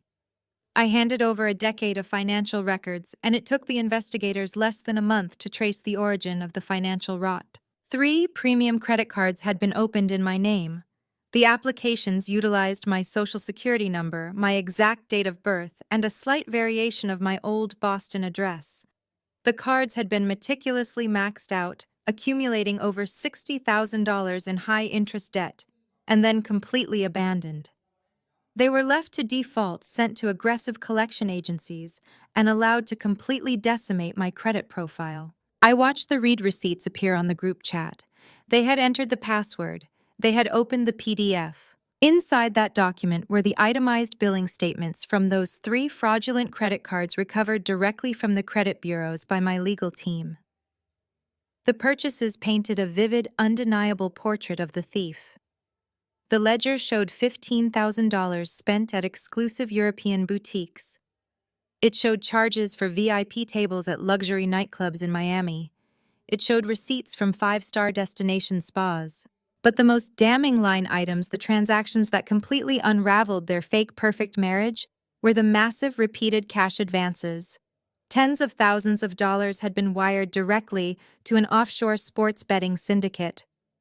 I did not even wait for their responses to populate the chat. I typed my next message with surgical precision, watching the delivery status turn to read instantly. Courtney, you used my identity to fund your pathetic illusion of a high society life. You bought designer handbags with my name on the billing statement while looking me in the eye and telling me I was bad with money. And Brad, you absolute parasite, you used my stolen credit to pay off $30,000 in illegal gambling debts because you were too much of a coward to face your bookies. The chat bubble showed Courtney typing, then stopping. Typing, then stopping. She was suffocating in her own guilt, trapped in a digital corner with absolutely no way to spin the narrative. She could not claim this was a family favor. She could not cry to the internet. I delivered the final, crushing blow. I did not just send this PDF to you. Harrison filed a comprehensive identity theft package with the federal authorities and the major credit bureaus yesterday morning. We submitted the IP addresses used to open the accounts, which traced directly back to your Boston home network. We submitted the shipping addresses where the luxury goods were delivered, matching your exact front door. You did not just borrow money from your sister. You committed felony wire fraud and aggravated identity theft. Joanne tried to call me. I immediately declined the call, feeling a rush of absolute power as I severed her connection. My phone buzzed immediately with a frantic, desperate text message from Thomas. The arrogant patriarch was suddenly begging for mercy. Gwen, we can fix this. Do not go to the police. We will pay you back every cent. Please, she is your sister. She has 3 children. She could go to federal prison. You cannot do this to your own flesh and blood. I typed my response, feeling the cold, hard armor of my new lifelock perfectly into place. She is not my sister. She is a desperate criminal who destroyed my 20s to buy expensive shoes and fund a gambling addict. And you are the enablers who watched her do it while calling me a failure. The authorities already have the files, Thomas. There is no fixing this. You have 26 days left to vacate my house, and Courtney has about that long before the federal investigators knock on her door. I locked my phone and slid it across the conference table to Harrison. He reviewed the exchange, gave a sharp, approving nod, and closed his laptop. The dominoes were falling exactly as calculated. Courtney was facing total financial and legal ruin. Thomas and Joanne were about to be homeless, and the fake pristine image of their Boston family was burning to the ground. But the psychological destruction was not over yet, because an entitled man like Brad does not go down with the sinking ship. He looks for a lifeboat. The silence in the conference room was profound. Harrison closed his laptop, the heavy click signaling the end of our digital assault. The illusion of the victimized Boston family was successfully dismantled, but the fallout was far from over. My personal cell phone, the restricted number I had not shared with my parents, began to ring. Only one person in that Boston house had managed to acquire this specific number through a mutual corporate contact months ago. It was Brad. Brad was a man who survived entirely by hiding behind the women in his life. He used Courtney to secure his lifestyle, Joanne to defend his character, and me to fund his failures. Now that his human shields were completely neutralized and his financial crimes were exposed to the family, he was forced out into the open. He was backed into a corner, and a cornered parasite is always the most dangerous. I glanced at Harrison. I tapped the speakerphone icon and set the device in the center of the mahogany table. Gwen, you need to listen to me very carefully. Brad did not sound frantic like Thomas. He was trying to project the smooth, aggressive confidence of a man holding a winning hand.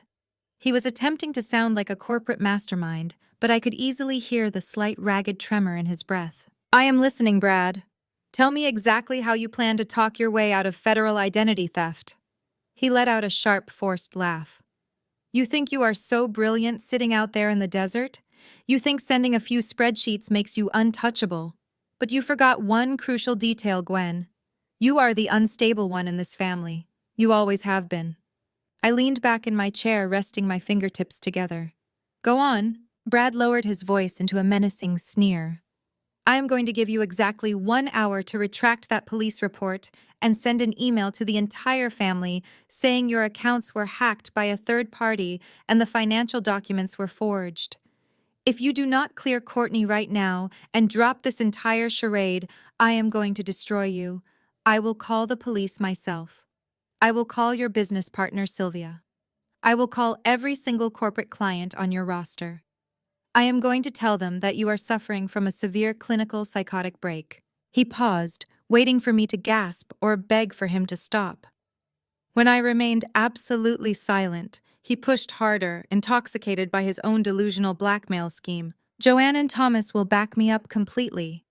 We will all testify that you have a long documented history of mental instability from when you lived under their roof. We will tell everyone that you fabricated this entire identity theft story because you are deeply disturbed and obsessively jealous of your sister.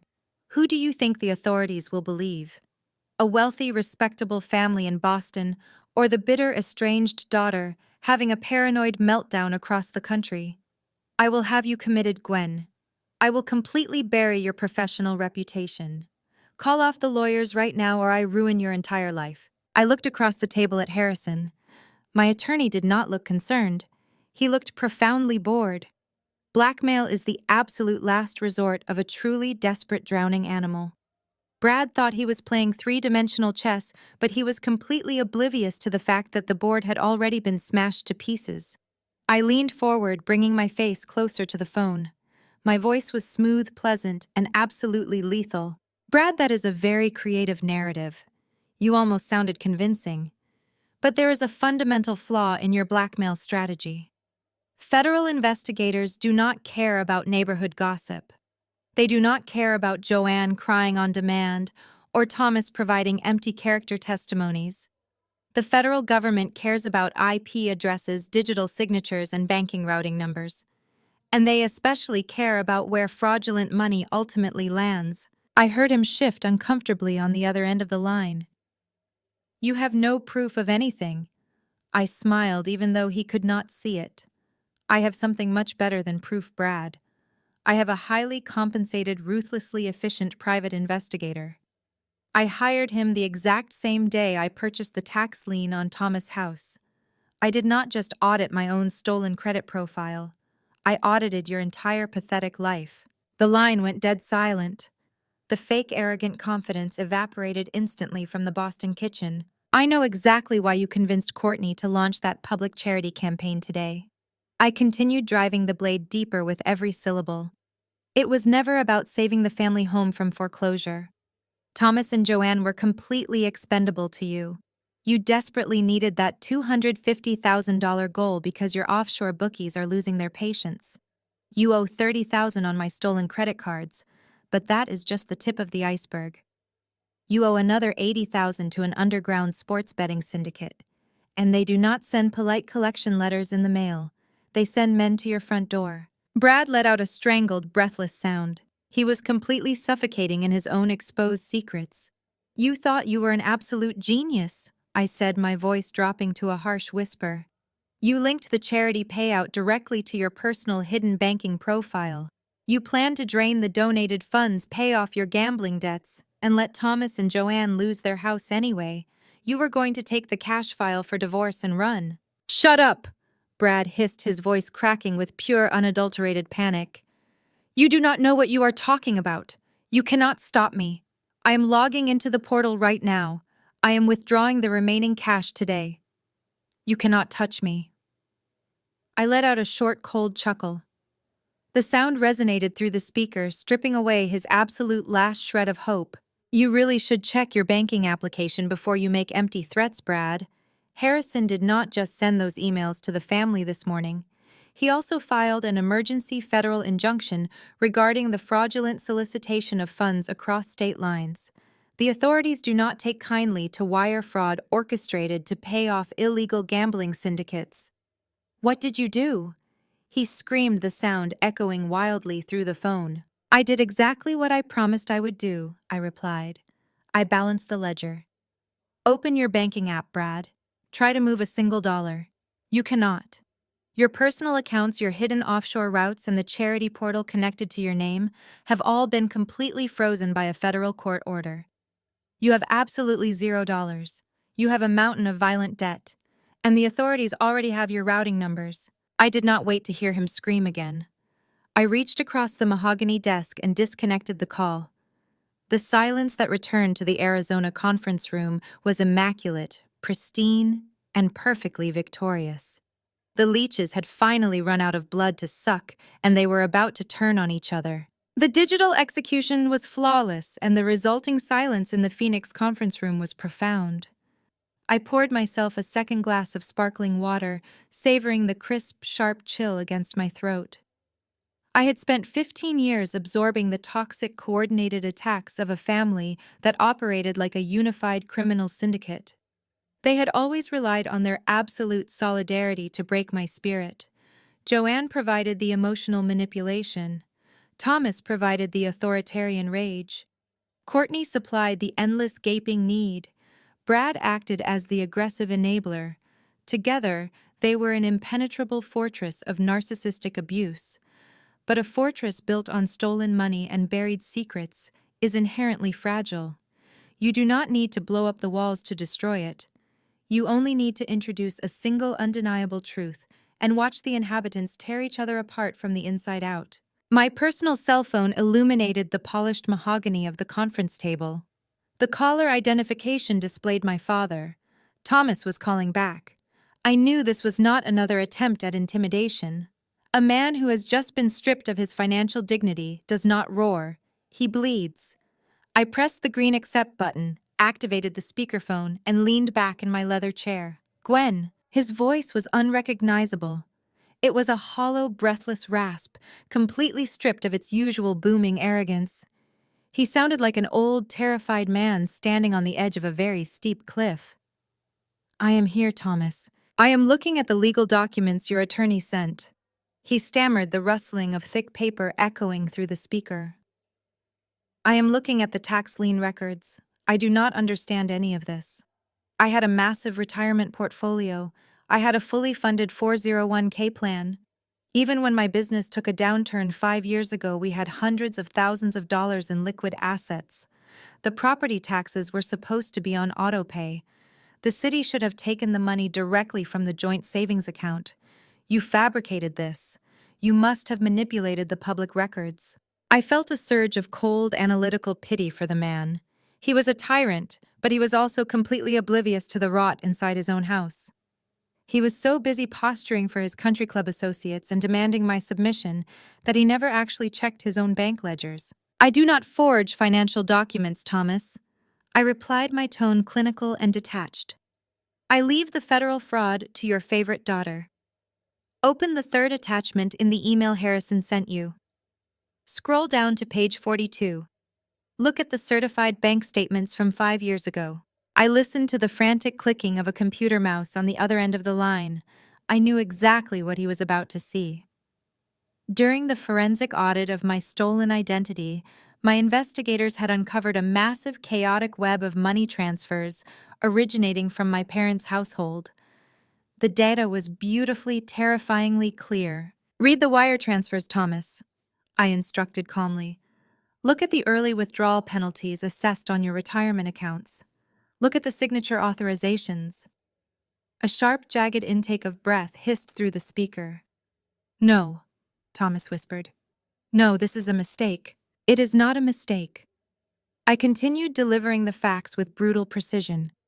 5 years ago, Brad dug himself into a massive financial hole with his first failed consulting firm. He owed a small fortune to private creditors. Courtney came crying to her mother, completely terrified that they would lose their leased luxury cars and their social status. So Joanne made an executive decision. She logged into your joint retirement portfolio. She authorized a catastrophic early withdrawal. She paid the massive tax penalties, and she wired the remaining balance directly into Courtney's personal checking account. The silence on the line was thick and explosive. I could practically hear the tectonic plates of their 30-year marriage violently shifting and cracking apart. She did not just do it once, Thomas. I pressed on, ensuring every single agonizing detail was fully exposed. She drained your account systematically over the course of 3 years. She funded Courtney European vacations. She paid for designer wardrobes. She covered Brad illegal sports betting debts. She bled your retirement dry to ensure the golden child never had to experience a single consequence. And because she emptied your savings, the automatic payments for your municipal property taxes bounced due to insufficient funds. Gwen, stop, Thomas choked out. Joanne intercepted the mail. I stated refusing to grant him any mercy. When the city sent the delinquency notices, she threw them in the garbage. When the tax lien was scheduled for public auction, she hid the warnings. She traded your home ownership to finance her daughter vanity. That is why you do not have a house anymore. Your wife handed me the deed on a silver platter. I heard the clatter of the phone being dropped onto a hard surface, likely the granite countertop of their kitchen island. Thomas did not disconnect the call. He had simply forgotten I was there. The speakerphone captured the ambient noise of the room with crystal clarity. I sat in my quiet Phoenix office and listened as a violent, destructive shockwave tore through my childhood home. Joanne! Thomas roared. The sound was deafening, a visceral explosion of pure betrayal. Get in here right now. I heard the frantic, clicking footsteps of my mother rushing into the kitchen. What is it? She cried out, her voice shrill and panicked. Why are you screaming?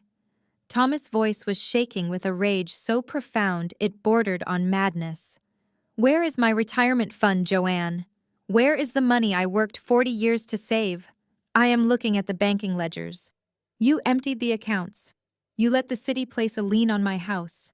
You gave our entire life savings to Courtney. There was a brief, terrifying pause. Then Joanne began to sob. It was not her usual manipulative, theatrical crying. It was the desperate, ugly wailing of a cornered thief. I had to. Joanne shrieked, her voice cracking. Courtney was going to lose everything. Brad was in trouble with dangerous people. I could not let my baby girl suffer. You were so obsessed with your failing business you would not listen to me. I was just trying to protect our family. I was going to put the money back. I swear I was going to fix it. You stole from me. Thomas bellowed, the sound of breaking glass echoing through the kitchen as he likely swept something off the counter. You stole my future to pay for her designer shoes.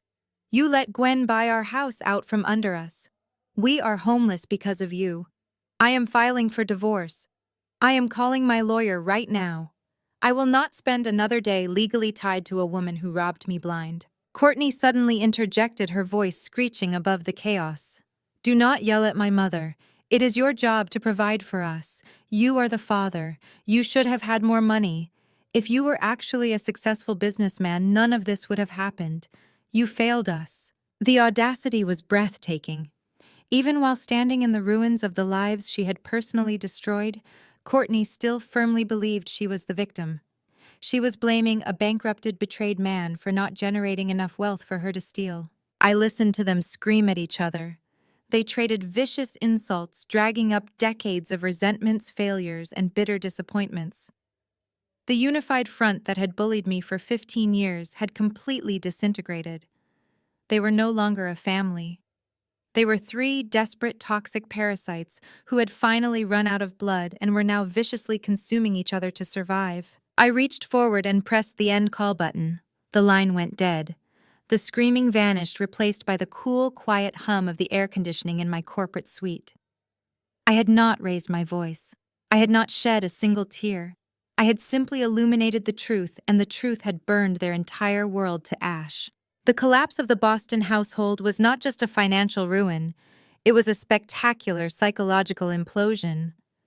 When you build a marriage entirely on the foundation of stolen money and projected arrogance, the moment the capital dries up, the affection evaporates with it. I knew Brad better than anyone in that family did. I had spent my entire 20s watching him operate. He was a textbook opportunist. He did not marry my sister out of profound unconditional love.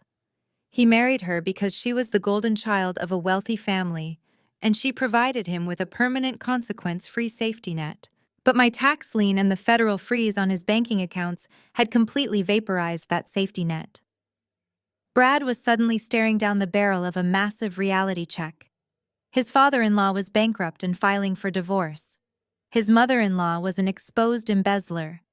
His wife was facing highly severe federal charges for aggravated identity theft and wire fraud. And his own illegal sports betting debts were now a matter of federal record. A loyal husband might have stood by his wife, hired a defense attorney, and braced for the storm. But Brad was not a loyal husband. He was a parasite, and when a parasite realizes the host is dead, it immediately detaches and looks for a new way to survive. 2 days after the explosive phone call, I was sitting in my Phoenix penthouse, reviewing a new logistics contract, when Harrison sent me a secure, encrypted file. The subject line was incredibly brief. It read, "The rat is jumping ship." I opened the attached document. It was a copy of a legal petition filed that very morning in the Massachusetts Family Court. Brad had officially filed for an expedited high-conflict divorce. I poured myself a glass of iced mineral water and read through the legal filing with cold, clinical fascination. It was an absolute masterpiece of cowardly betrayal. Brad had hired a vicious local attorney to draft a narrative that completely absolved him of any wrongdoing. The petition explicitly stated that Brad was a completely innocent, oblivious spouse who had just suffered extreme emotional distress upon discovering his wife was a federal criminal. He claimed he had absolutely no knowledge of the stolen Social Security number, the fraudulent credit cards, or the GoFundMe wire fraud. He completely threw Courtney to the wolves. In the legal filing, he practically offered himself up as the star witness for the federal prosecution. He stated that Courtney had manipulated the family finances in secret and that her reckless criminal behavior created an unsafe environment for their 3 children. He was weaponizing the very crimes she committed to fund his lifestyle against her. But the true disgusting nature of his master plan was detailed in the custody and financial support sections of the petition. Brad was demanding absolute full physical and legal custody of the 3 toddlers. This was not born out of a sudden surge of paternal devotion. Brad had never changed a diaper or spent a weekend alone with those kids in his entire life. He always handed them off to me or to a paid nanny so he could go play golf or drink at upscale sports bars. He wanted full custody because he wanted the child support. He was demanding maximum financial compensation, attempting to squeeze whatever microscopic drops of wealth were left in the family estate. He even had the audacity to petition the court for emergency spousal support, claiming Courtney's fraudulent activities had destroyed his own consulting business and left him destitute. He was trying to legally secure a monthly paycheck while simultaneously running away from the burning building. He wanted to dump the toddlers in a cheap apartment, collect the state-mandated child support, and avoid any liability for the massive restitution Courtney was about to owe the federal government. My phone vibrated with an incoming message. It was not from Thomas this time. It was a massive frantic block of text from Courtney. I had not blocked her number yet, purely because keeping an eye on her desperation provided valuable tactical information. "Gwen, please, he left me." Brad packed a suitcase and left the house this morning. He took my car. He took the kids. He served me with divorce papers. He is telling everyone I am a criminal and that he had no idea about the money. He is trying to take my babies away to get child support. You have to tell the lawyers he knew about the credit cards. You have to tell them he used the money for gambling. Please, Gwen, I have nothing left. My marriage is over. My life is ruined. Please help me prove he was involved. I stared at the glowing screen of my phone. For her entire adult life, Courtney had paraded Brad around like a trophy. She had constantly belittled me for being single, rubbing her supposedly perfect marriage in my face at every holiday dinner. She built her entire identity around being the beloved wife of a successful entrepreneur. She had stolen my identity, ruined my credit, and committed federal fraud, just to keep him dressed in designer suits and driving luxury vehicles. And the very second the money ran dry, the moment she became a legal liability instead of an ATM, he discarded her like a piece of worthless trash. He did not just leave her. He actively plotted to destroy her in family court to secure his own financial survival. I felt absolutely no pity. I did not feel a shred of sympathy for the golden child who was finally experiencing the brutal, agonizing reality of the real world. She had chosen a parasite, she had fed the parasite with my stolen wages, and now she was shocked that the parasite was eating her alive. I did not reply to her text message. I did not offer her a single ounce of comfort or legal assistance. I took a screenshot of her desperate plea and forwarded it directly to Harrison for our files. Courtney was going to have to face the federal investigators, the divorce court, and the custody battle completely alone. She was finally going to learn what it felt like to be entirely abandoned by the people who were supposed to protect you. The destruction of their fake, pristine Boston life was accelerating rapidly, but the final desperate act of my parents was still looming on the horizon. 25 days had passed since the red foreclosure notice was delivered to the Boston household. 5 days remained before the legal window closed completely. I knew they were entirely out of options. Thomas could not secure a bank loan with a massive tax lien and an active fraud investigation attached to his address. Joanne had already drained her social circle of any goodwill through Courtney and her disastrous fraudulent charity campaign. They were financially, legally, and socially trapped. But narcissistic abusers never surrender gracefully. When their private manipulation fails, and when their financial leverage is completely destroyed, they resort to the only weapon they have left: public spectacle. It was a blistering Tuesday afternoon in Phoenix. I was sitting in my glass-walled office reviewing a highly complex logistics merger when my executive assistant knocked rapidly on my door. She stepped inside looking deeply uncomfortable and slightly alarmed. She informed me that there was a volatile situation unfolding down in the main corporate lobby. An older couple claiming to be my parents had bypassed the front security gate. They were refusing to leave the premises, and the woman was weeping hysterically, throwing herself against the reception desk and begging to see her daughter. I instantly understood the tactic. I set my pen down on the polished mahogany desk, feeling a wave of absolute clinical disgust. Joanne and Thomas had flown over 2,000 miles across the country to execute a psychological hostage situation in my professional domain. They had calculated that my corporate reputation was my final weak point.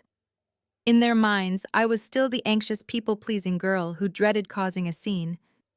They genuinely believed that if they staged a massive, highly embarrassing emotional breakdown in front of my employees, my executive partners, and my visiting clients, I would instantly cave under the pressure. They thought I would drop the foreclosure and forgive a $215,000 debt just to make them stop screaming and crying in public. They were trying to weaponize my own career against me. Sylvia stepped out of her office across the hall, having heard the commotion echoing up from the ground floor. She looked at me, her sharp eyes assessing the situation immediately. She offered to call the building security team to have them physically removed from the property. I shook my head. I declined her offer. Delegating this task would only validate their illusion that I was hiding from them. This was my mess, and I was going to clean it up myself. I smoothed the lapels of my tailored charcoal blazer, stepped into the private executive elevator, and pressed the button for the ground floor. I did not panic. I did not rehearse a desperate apology. I descended toward the lobby with the cold, unyielding precision of a judge walking into a courtroom. When the silver elevator doors slid open, the performance was in full grotesque swing. The sunlit marble lobby of my firm was usually a place of quiet, hushed professionalism. Now it had been transformed into a cheap theatrical stage. Joanne was collapsed on a white leather waiting couch, her face buried in her hands. She was sobbing loudly, making dramatic heaving gasps that echoed off the high ceilings. Thomas stood over her, playing the role of the exhausted, broken patriarch.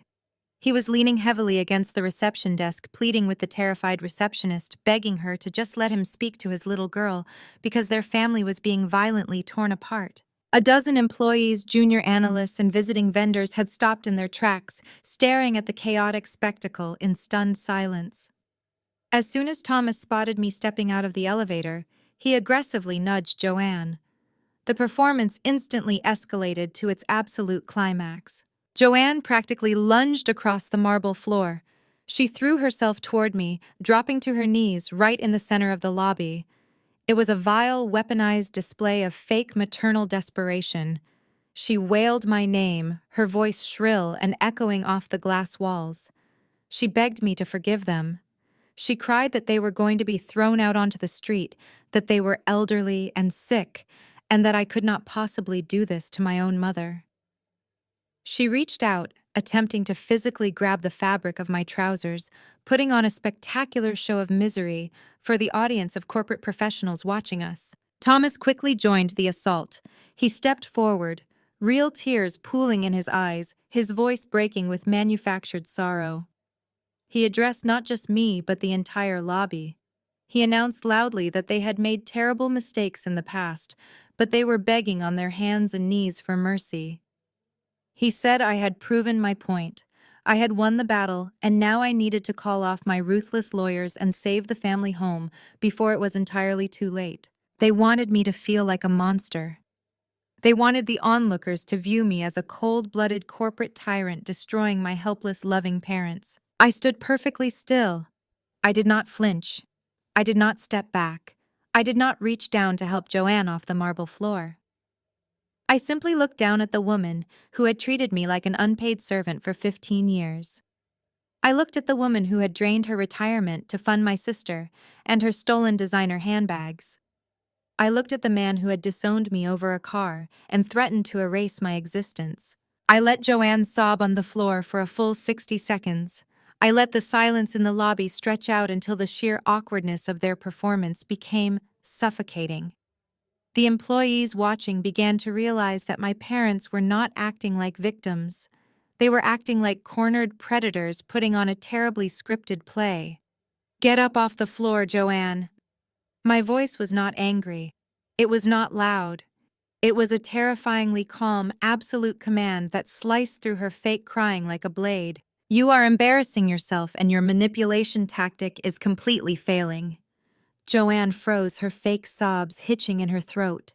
She looked up at me, her eyes wide with shock, realizing that her public tears held absolutely zero currency in this building. Thomas stepped closer, his face flushing with a mixture of panic and rising anger.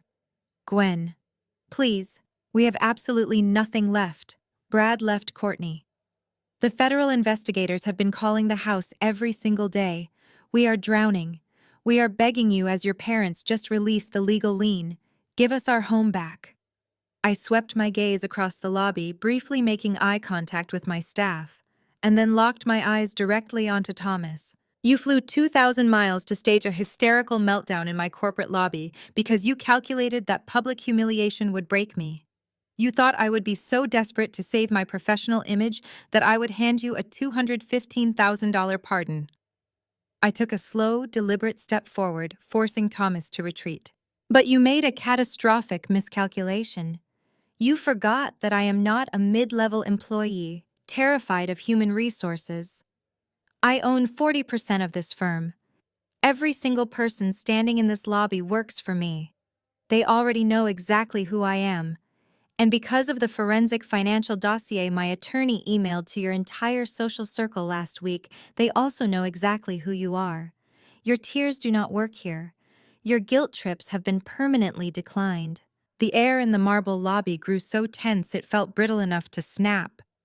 Thomas stood frozen, his mouth opening and closing, as my words dismantled his entire theatrical production. Joanne, still kneeling on the polished floor, abruptly stopped her dramatic sobbing.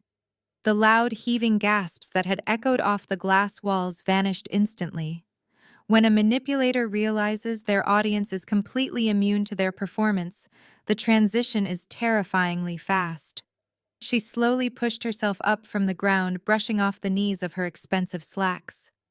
The artificial tears evaporated, leaving behind a glare of pure concentrated venom. "You truly are a monster?" Joanne hissed her voice, dropping all pretense of maternal affection. "We gave you life. We took care of you. And you are going to throw your own elderly parents onto the street just to prove a point.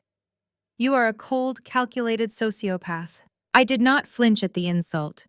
In fact, I felt a deep, profound sense of peace settling over my chest. For decades, I had internalized their cruel labels. I had believed I was defective because I could not earn their love. But standing here now, watching the venom spill from her lips, I realized I was never the problem. "I am exactly the monster you designed, Joanne," I replied, my voice steady and resonant.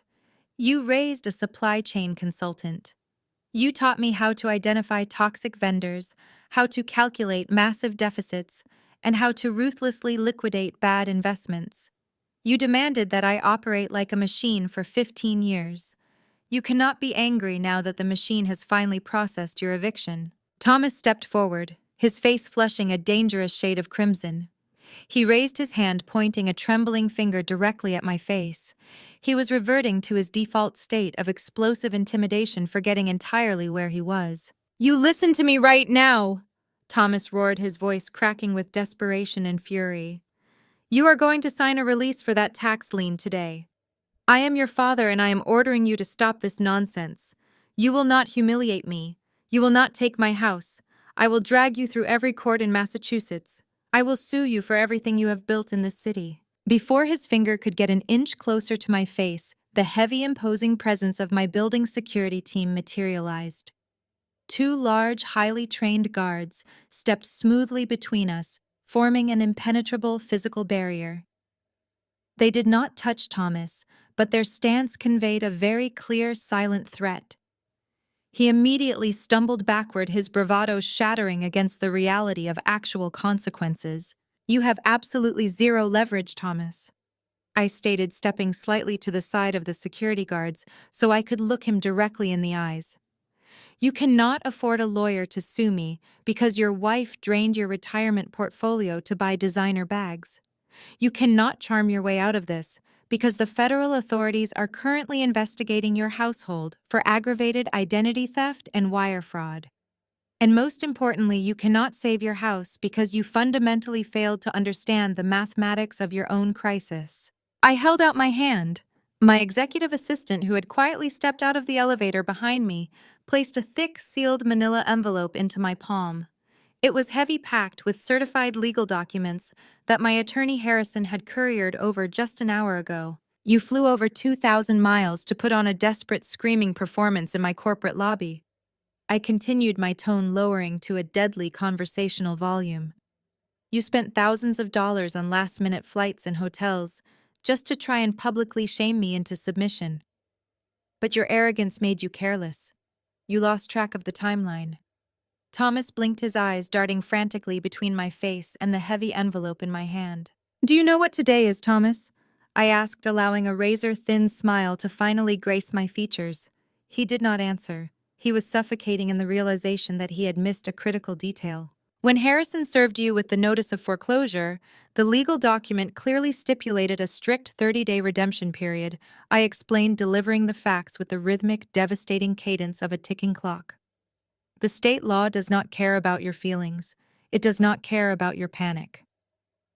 The deadline to wire $215,000 into the escrow account was exactly midnight last night. Joanne let out a sharp, breathless gasp, her hands flying to her mouth. "You spent the final 24 hours of your legal window packing suitcases and flying to Arizona," I said, lifting the manila envelope. "You abandoned your only opportunity to file an emergency extension, or secure alternative funding because you honestly believed you could just come here and bully me into canceling the debt. You wasted your final hours playing a psychological game you had already lost. I stepped forward, moving past the security guards, and dropped the heavy envelope directly onto the glass reception desk. The heavy thud echoed through the silent lobby. Thomas stared at the envelope as if it were a live explosive. "You came to the wrong place," I told them, my voice ringing with absolute, unyielding finality. The redemption period expired at midnight. The Massachusetts Land Court processed the default first thing this morning. That envelope contains the certified recorded deed of absolute title. The house in Boston was legally transferred this morning. Thomas gripped the edge of the reception desk, his knuckles turning entirely white. He looked like a man who had just watched his entire universe collapse into dust. Joanne was completely silent, her eyes wide, entirely stripped of any remaining defenses. "Do not cry in my lobby," I commanded, delivering the final crushing verdict. "Book a flight back to Boston immediately and start packing your boxes. The property no longer belongs to you, and the new owner is moving in this weekend." I did not wait for them to respond. I did not wait to watch them crumble completely. I turned my back on the people who had drained my youth, stepped into the private executive elevator, and let the silver doors slide shut. The heavy, suffocating weight of the past 15 years was entirely gone. The ledger was finally closed. I boarded a first-class flight to Massachusetts on Friday evening, accompanied by my legal counsel, Harrison. The paperwork had cleared. The deed was recorded. The house where I had spent my childhood scrubbing floors and swallowing insults was now officially irrevocably mine. I did not fly back to gloat or to seek a tearful reconciliation. I flew back to oversee the final logistical phase of the foreclosure process. In supply chain management, you do not leave the final delivery to chance. You verify the execution on site. When our rented black town car glided into my old suburban neighborhood on Saturday afternoon, I expected to find a property in disarray. I anticipated moving trucks, cardboard boxes littering the driveway, and the frantic, disorganized chaos of a family finally facing their eviction. I assumed that Thomas and Joanne, having returned from their disastrous, humiliating failure in Phoenix, would have finally communicated the absolute severity of the situation to their golden child. I vastly underestimated the sheer bottomless depth of Courtney and her psychological delusion. Harrison stopped the vehicle halfway down the tree-lined street, cutting the engine. We sat in the air-conditioned quiet of the town car, staring through the tinted windows at a scene so completely detached from reality that it defied all logical comprehension. There were no moving boxes. There were no garbage bags on the curb. Instead, the sprawling front lawn was manicured to absolute perfection. A team of valet drivers in crisp white shirts was actively directing a steady stream of luxury vehicles along the curb. Caterers in uniform were rushing through the side gate, carrying silver trays of hors d'oeuvres. Through the gap in the privacy hedge, I could clearly see the peaks of massive, pristine white event tents erected in the backyard. The unmistakable, elegant notes of a live string quartet drifted down the street, mingling with the crisp New England breeze. Courtney was throwing a party, not just a casual gathering. She was hosting a highly produced, wildly expensive 10th wedding anniversary celebration. I sat in the passenger seat, resting my chin on my hand, absolutely mesmerized by the grotesque display of unchecked narcissism. Her husband had filed for a vicious, high-conflict divorce just days ago. Her federal wire fraud investigation was actively escalating. Her parents were entirely bankrupt, and the very ground she was standing on legally belonged to the sister she had spent a lifetime abusing. Yet her response to total impending annihilation was to hire a string quartet and rent a champagne fountain. I pulled out my tablet, instinctively running the numbers. A catered backyard event of this magnitude in this specific zip code, complete with live entertainment, valet service, and custom floral arches, carried a minimum price tag of $25,000. I knew for a fact that Courtney had absolutely zero access to legitimate credit. Her accounts were frozen, and her husband had completely severed their finances. She had likely diverted the last remaining drops of Joanne in her hidden emergency cash, or perhaps she had successfully manipulated another naive vendor with a fraudulent deposit. It did not matter where the capital came from. What mattered was the breathtaking theatrical pathology of the event. Courtney was desperately trying to bandage a mortal wound with expensive floral arrangements. She genuinely believed that if she could just force the neighbors, the extended family, and her country club acquaintances to drink enough expensive champagne, the illusion of her perfect, wealthy life would miraculously solidify into truth. She was attempting to overwrite the digital scandal of the GoFundMe exposure by forcing everyone to physically witness her supposed prosperity. She wanted to prove to the entire neighborhood that the rumors of her financial ruin were nothing but vicious lies spread by a jealous, estranged sister. Through the windshield, I watched Thomas and Joanne emerge onto the front porch to greet a group of arriving guests. The sight of my parents was a masterclass in psychological horror. They were dressed in formal afternoon attire, but their faces were hollow gray and completely hollowed out. They looked like hostages forced to smile at gunpoint. Thomas, the man who used to dominate every social gathering with his booming voice and arrogant posturing, looked physically shrunken. His shoulders were slumped, and his smile was a tight, agonizing grimace. Joanne clutched a crystal wine glass with a white-knuckled grip, her eyes darting nervously toward the street every few seconds. They knew the truth. They knew they had missed the redemption deadline. They knew I held the deed. But they were so deeply, irreparably conditioned to submit to Courtney and her demands that they were actively participating in a fake anniversary party on a property they no longer owned. They were standing on my front porch serving imported cheese to people they had lied to, pretending they were not waiting for the absolute floor to fall out from under them. I watched Courtney drift into view. She was wearing a stunning floor-length silk dress, holding a glass of champagne, and laughing loudly with a group of women who had likely donated to her fraudulent charity campaign just a week prior. She was playing the role of the radiant, beloved wife, completely ignoring the glaring absence of the husband who was supposedly celebrating an anniversary with her. She was likely spinning a convenient, polished lie about him being delayed on an important international business trip.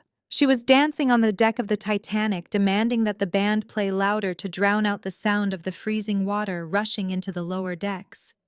Harrison glanced at his luxury wristwatch, the silver dial catching the afternoon light. He looked from the party back to me, his expression completely devoid of pity. "They are technically trespassing on private corporate property," Harrison stated, his voice a low, smooth baritone of legal absolute. "The local authorities confirmed receipt of the final eviction execution order this morning. The window for a peaceful voluntary exit has completely closed." I nodded, keeping my eyes locked on the white event tents billowing slightly in the wind. Courtney thought she could simply ignore the consequences out of existence.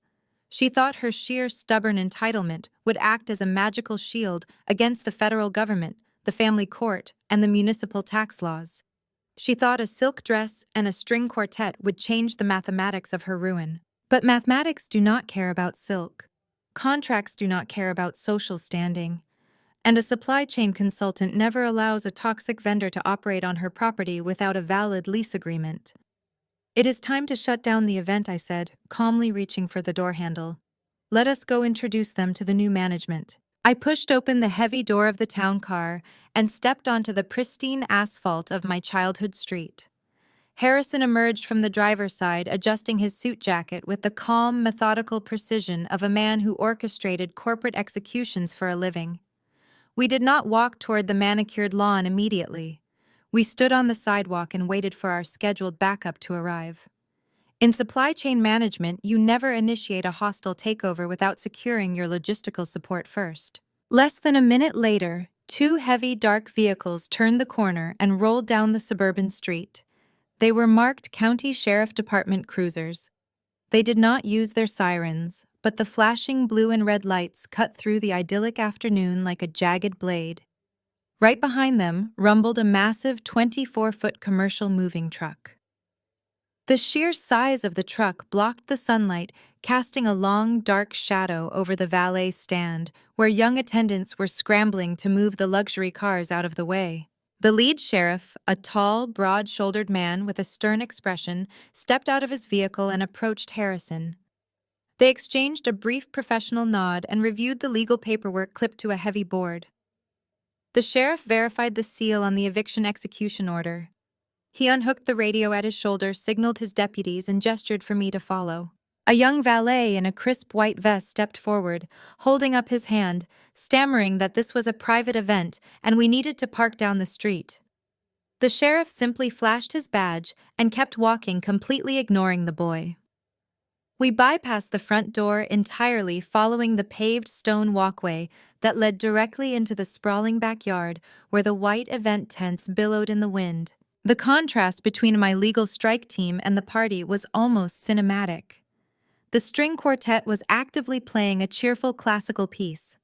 Dozens of guests in expensive cocktail attire were holding crystal flutes, completely oblivious to the reality marching across the freshly cut grass. Many of these guests were the exact same people who had flooded my inbox with toxic hate mail just a week prior. They had donated to a fraudulent charity campaign because they believed the lies my sister had spun on the internet. I walked right in the center of the formation, flanked by Harrison and 3 armed deputies with a crew of professional movers waiting at the wrought iron gate. It took exactly 15 seconds for the illusion to shatter. A woman standing near the champagne fountain gasped, dropping her glass. The crystal shattered against the stone patio, a sharp, violent sound that caused the musicians to abruptly stop playing. A ripple of deep confusion washed over the crowd. The guests parted like the Red Sea, pulling their expensive dresses and tailored suits out of the way as the sheriff marched straight toward the center of the main tent. Courtney was standing by a massive floral archway, laughing loudly with a group of women. When she turned and saw me, the fake radiant smile slid off her face so fast, it looked like physical pain. Her eyes widened, darting frantically from my tailored charcoal suit to the heavily armed deputies standing beside me. Joanne and Thomas, who had been lingering near the catering tables, completely froze. Thomas actually dropped a silver serving tong. It clattered loudly against a porcelain tray, the sound ringing out in the dead, silent yard. "What are you doing here?" Courtney shrieked, her voice cracking instantly, shattering the elegant atmosphere she had paid $25,000 to create. She took a step forward, her silk dress rustling aggressively. "You are not invited to my anniversary party. Get out of my house right now. Someone call security and get this psycho out of here." I did not raise my voice. I did not need to. The sheriff stepped forward, intercepting Courtney before she could get within 3 feet of me. He held up his hand, a universal gesture of absolute authority, and his voice boomed across the silent, terrified crowd. "Ma'am, you need to step back," the sheriff ordered. "We are not private security. We are the county sheriff department. We are here to execute a lawful eviction order authorized by the state court." Courtney let out a breathless, hysterical laugh, looking around at her guests as if this were a terrible, tasteless prank. "An eviction? Are you insane? My husband and I are celebrating our 10th anniversary today. My parents own this property.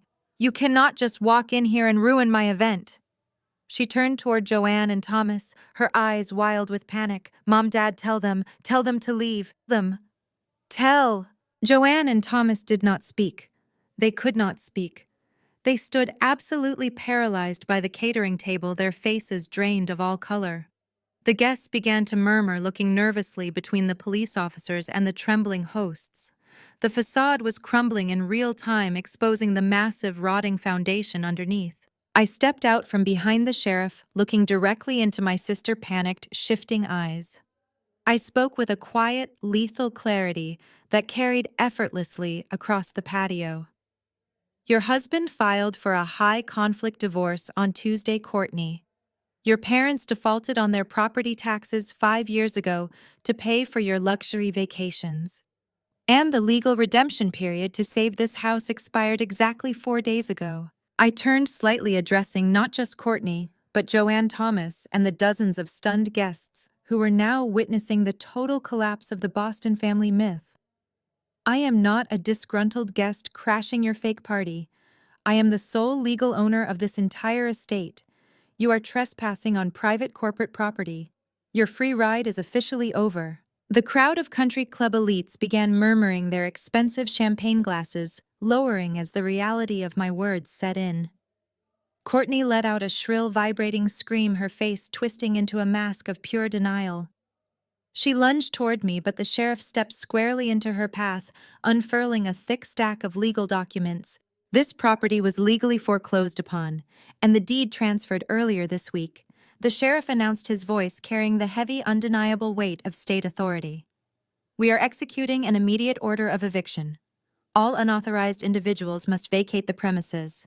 The moving crew will now begin clearing the residence of personal belongings. Thomas finally found his voice. He pushed past a caterer, his face purple with rage and humiliation. You cannot do this during a private event. We have rights. We require 30 days of written notice. I will call the mayor. I will have your badge for this. Harrison, my attorney stepped forward, adjusting his tailored suit with lethal calmness. You received your 30-day notice 5 weeks ago, Thomas. You chose to ignore it and fly to Arizona to stage a theatrical tantrum instead of securing legal counsel. The redemption period is over. Furthermore, my client does not even own this property anymore. That statement made Thomas freeze. Joanne, who had been hyperventilating near the floral archway, suddenly looked up with wide, terrified eyes. I looked at the sea of wealthy guests, many of whom had donated to Courtney and her fraudulent online campaign. I did not buy your tax debt because I wanted to live in this suburban nightmare, I explained, keeping my voice perfectly level and projecting it across the lawn. I bought it to balance my ledger. And as of 8 o'clock this morning, the deed to this estate was legally transferred to the Safe Haven Youth Foundation. It is a registered charity that provides transitional housing for young adults escaping financially and emotionally abusive households. The moving trucks behind me are here to clear your furniture so the foundation can begin remodeling their new facility on Monday. The collective gasp from the party guests was the most satisfying sound I had ever heard in my entire 33 years of life. The sheer poetic justice of it was absolute. Thomas and Joanne, who had spent their entire lives obsessed with social status and projecting fake wealth, were being publicly evicted so their pristine home could be converted into a charity shelter. There was no way to spin this narrative. There was no lie they could tell their country club friends to recover their dignity. They were ruined, and they were ruined for a good cause. Courtney completely unraveled. The illusion of her perfect anniversary party, her wealthy lifestyle, and her superior status was burning to ash right in front of her elite friends. She pointed a shaking finger at me, her silk dress rustling aggressively as she stomped her heel into the manicured grass. "You vindictive, jealous psychopath!" Courtney shrieked, spit flying from her lips. "I will destroy you. I will sue you for every penny you have. I am going to the police right now to report you for stealing our home." "You do not need to go to the police," a new voice interrupted. Two plainclothes detectives stepped out from behind the uniformed deputies. They did not look like local law enforcement. They carried the distinct, heavy presence of federal investigators. One of them, a woman in a sharp gray suit, pulled a leather badge holder from her belt and held it up for the crowd to see. "Are you Courtney?" the detective asked, though it was clearly not a question. Courtney blinked, her rage faltering for a fraction of a second. "Yes, and I want to press charges against my sister for trespassing and harassment." The detective ignored her demand entirely. She pulled a folded document from her inner jacket pocket. "We have a federal warrant for your arrest. You are being charged with 3 counts of aggravated identity theft and 2 counts of federal wire fraud." The entire backyard went dead silent. Even the wind seemed to stop blowing through the white event tents. The party guests, who just days ago had read the forensic financial emails Harrison sent out, were now watching the legal consequences materialize in real time. "Wire fraud!" Joanne shrieked, rushing forward and grabbing the arm of the detective. "There is a mistake. My daughter is a good mother. She is hosting an anniversary party. She did not steal anything."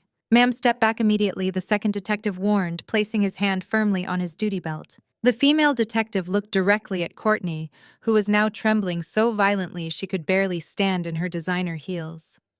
"You utilized stolen Social Security information to open multiple fraudulent credit lines. Furthermore, you initiated a public fundraising campaign across state lines under deliberately false pretenses, funneling the charitable donations into private offshore sports betting accounts. Turn around and place your hands behind your back. Courtney let out a primal, guttural wail. It was the sound of a parasite being forcefully detached from its host. No. Mom, do something. Dad, call a lawyer. Tell them it was Brad. Brad made me do it. He took the money. Your husband filed for divorce on Tuesday and is currently fully cooperating with our financial investigation, the detective stated with brutal, absolute finality. Turn around. Now. A uniformed deputy stepped forward, pulling a pair of steel handcuffs from his belt. The sharp metallic click of the cuffs locking around Courtney and her wrists echoed across the silent patio. The guests were pulling out their smartphones, actively recording the golden child of the family being Perp, walked across her own ruined anniversary party in a silk designer gown. Thomas stumbled backward, collapsing into a white folding chair. He buried his face in his hands, completely broken. Joanne was screaming uncontrollably, begging the officers to take her instead, but the deputies simply formed a protective perimeter and marched Courtney straight toward the waiting patrol cars. The commercial moving crew did not wait for the family to process their grief. Under the strict direction of the sheriff, 8 men in matching uniforms marched past the catering tables, holding heavy cardboard boxes and industrial packing tape. They entered through the back patio doors and began dismantling the illusion of wealth piece by piece. I watched as a mover carried out a massive, expensive oil painting Thomas had purchased years ago instead of paying my college tuition. Another mover wheeled out the antique dining table where I had been lectured, belittled, and mocked for my entire life. The guests did not stay to offer comfort. They recognized a sinking ship and they fled with breathtaking speed. Women in expensive cocktail dresses and men in tailored suits scurried toward the front gate, avoiding eye contact with Thomas and Joanne. They whispered furiously among themselves, completely horrified that they had almost eaten hors d'oeuvres funded by stolen charity money. The valet attendants were overwhelmed by the sudden panicked exodus. Within 10 minutes, the lavish backyard party was entirely deserted, leaving only half-empty champagne flutes, abandoned plates of caviar, and the crushing reality of total ruin. I stood on the grass watching the flashing blue and red lights reflect off the pristine white event tents. For 15 years, I had been forced to carry the weight of their failures. I had been their financial shield, their emotional punching bag, and their unpaid servant. But as the patrol car doors slammed shut, trapping Courtney inside, I felt an incredibly profound sense of lightness. The screech of the patrol car tires on the driveway was the only sound left in the wake of the disaster. Courtney was gone, heading toward a federal processing center in a silk gown and handcuffs. The string quartet had long since packed their instruments and fled without asking for payment, terrified of being associated with a crime scene. I stood there, a 33-year-old woman who had finally stopped playing the role of the family martyr. I looked at Thomas and Joanne, who were now just 2 elderly strangers sitting in the ruins of a party they could never afford.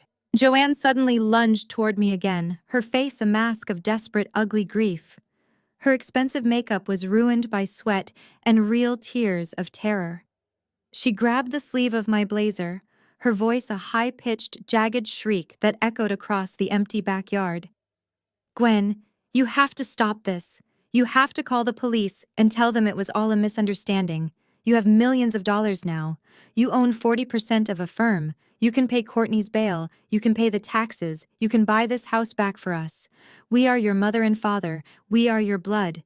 You cannot just stand there and watch your family be destroyed." I looked down at her hand on my sleeve and then up at Thomas, who was watching me with a look of pathetic, expectant greed.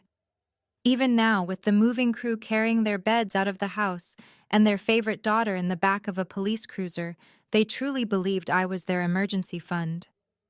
They still thought my only purpose was to absorb their failures and provide them with a soft landing. I reached down and firmly removed Joanne's hand from my arm. I did not do it with anger. I did it with the clinical detachment of a doctor pronouncing a time of death. "I am not your savior, Joanne," I said, my voice echoing with a clarity that made Thomas flinch. "And I am certainly not your family. You lost the right to use that word 18 months ago when you told me I was dead to you because I wouldn't buy Courtney a luxury car. You lost it every single time you looked me in the eye and lied about why my credit was ruined while you were spending my identity on European cruises. Thomas stood up, his legs shaking, his voice a pathetic, broken rasp. We were only trying to keep the family together, Gwen.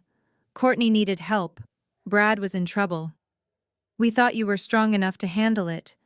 You were always the responsible one. We didn't think it would hurt you this much. I let out a short, cold laugh that stopped him mid-sentence. You didn't think it would hurt. You watched me work 3 jobs. You watched me live in a studio apartment eating ramen for years because I couldn't qualify for a car loan or a decent lease. You watched me cry at Christmas because I was so exhausted from taking care of Courtney's children for free while she went to the spa. You didn't just think I was strong. You counted on my silence. You gambled my entire life on the hope that I would never value myself enough to fight back. I took a step closer to them, forcing them to see the woman they had spent 15 years trying to break. I sent you a box for a reason. I continued my words, hitting them with the force of an audit. I sent you an invoice for $215,400. That wasn't just a number I pulled out of thin air. That is the exact mathematical value of the labor and money you stole from me. By taking this house and handing it to a charity for abused children, I am simply collecting what is owed. The accounts are now settled. The debt is paid. But where will we go? Joanne wailed, gesturing to the moving truck. We have no money. Thomas has no job. You are leaving us with nothing. I turned my back on her, looking toward the wrought iron gate where Harrison was waiting in the town car. You have exactly what you gave me when you kicked me out, I said over my shoulder. You have a suitcase and your own choices. I suggest you find a way to be responsible ones for the first time in your lives. I walked away from the white tents, the abandoned caviar, and the hollow shells of the people who raised me. I did not look back when I heard Joanne screaming my name. I did not look back when Thomas started shouting insults about my cold heart. I stepped into the back of the town car. Harrison signaled the driver and we glided away from that suburban prison for the last time. The flight back to Phoenix felt like the first time I had breathed real air in over a decade. The heavy, suffocating humidity of Boston was replaced by the dry, soaring heat of the desert. I wasn't Gwen the servant anymore. I wasn't Gwen the scapegoat. I was Gwen the architect of her own freedom. 2 days later, the sun was setting over the Phoenix skyline, painting the mountains in shades of deep purple and gold. I was hosting a small, intimate dinner on the terrace of my penthouse. There were no white tents or string quartets. There was just good wine, excellent food, and the 2 people who had actually stood by me when I was building my empire from the ashes. Sylvia raised her glass, her eyes gleaming with genuine pride. To the newest senior partner and the most efficient auditor I have ever known, she said. You didn't just balance your books, Gwen. You reclaimed your soul. Harrison clinked his glass against mine, a rare smile on his face. The federal investigators called this morning, he informed me. Courtney is cooperating, which means Brad is officially being dragged into the sports betting indictment as well. The charity took possession of the Boston house today. They're naming the new wing after you. I smiled, feeling a warmth in my chest that had nothing to do with the Arizona sun. Thank you both, I said quietly, for showing me what a real family looks like. After my guests left, I stood alone on the balcony, looking out at the city lights. My phone sat on the glass table beside me. For years, that device had been a source of terror, a portal for 36 voicemails of guilt and shaming. I picked it up and opened my contacts list. I scrolled to the names I had carried like lead weights for 33 years. Joanne, Thomas, Courtney, Brad. I didn't feel anger anymore. I didn't feel the need for more revenge. I simply felt finished. One by one, I tapped the screen. Delete contact, delete contact, delete contact. I opened the family group chat, the place where they had called me selfish and ungrateful just days ago. I typed one final message: do not contact me again. The invoice is paid and the store is closed. I hit leave group and then blocked every single number. I set the phone down and leaned against the railing, closing my eyes and listening to the quiet hum of the city below. For the first time in my life, there was no one left to please, no one left to bail out, and no one left to lie to me. I was 2,340 miles away from my past, and I had never felt more at home. The silence was not lonely. It was the sound of absolute beautiful peace. I was finally irrevocably free. The story of Gwen teaches us a profound and uncomfortable truth about human relationships. Blood does not automatically equal family. For years, society conditions us to believe that we must endlessly forgive and sacrifice for the people who share our DNA, even when those same people view us as nothing more than a convenient resource. Her journey shatters this dangerous illusion. It shows us that tolerating abuse in the name of familial loyalty is not a virtue.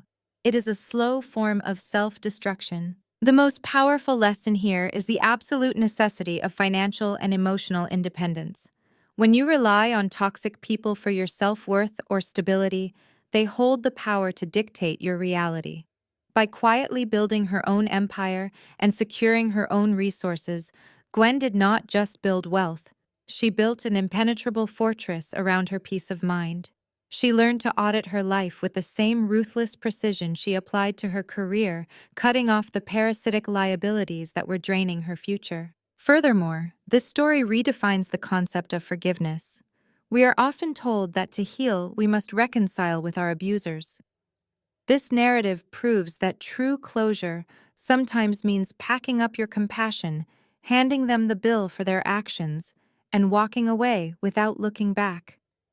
You do not owe your abusers a seat at the table you built from the ashes they left behind. Real family is chosen. It consists of the people who respect your boundaries and show up for you without hidden agendas. Walking away from toxicity is never an act of cruelty. It is the ultimate act of self-love. If this powerful journey resonated with you, please hit the like button and subscribe to our channel for more empowering stories.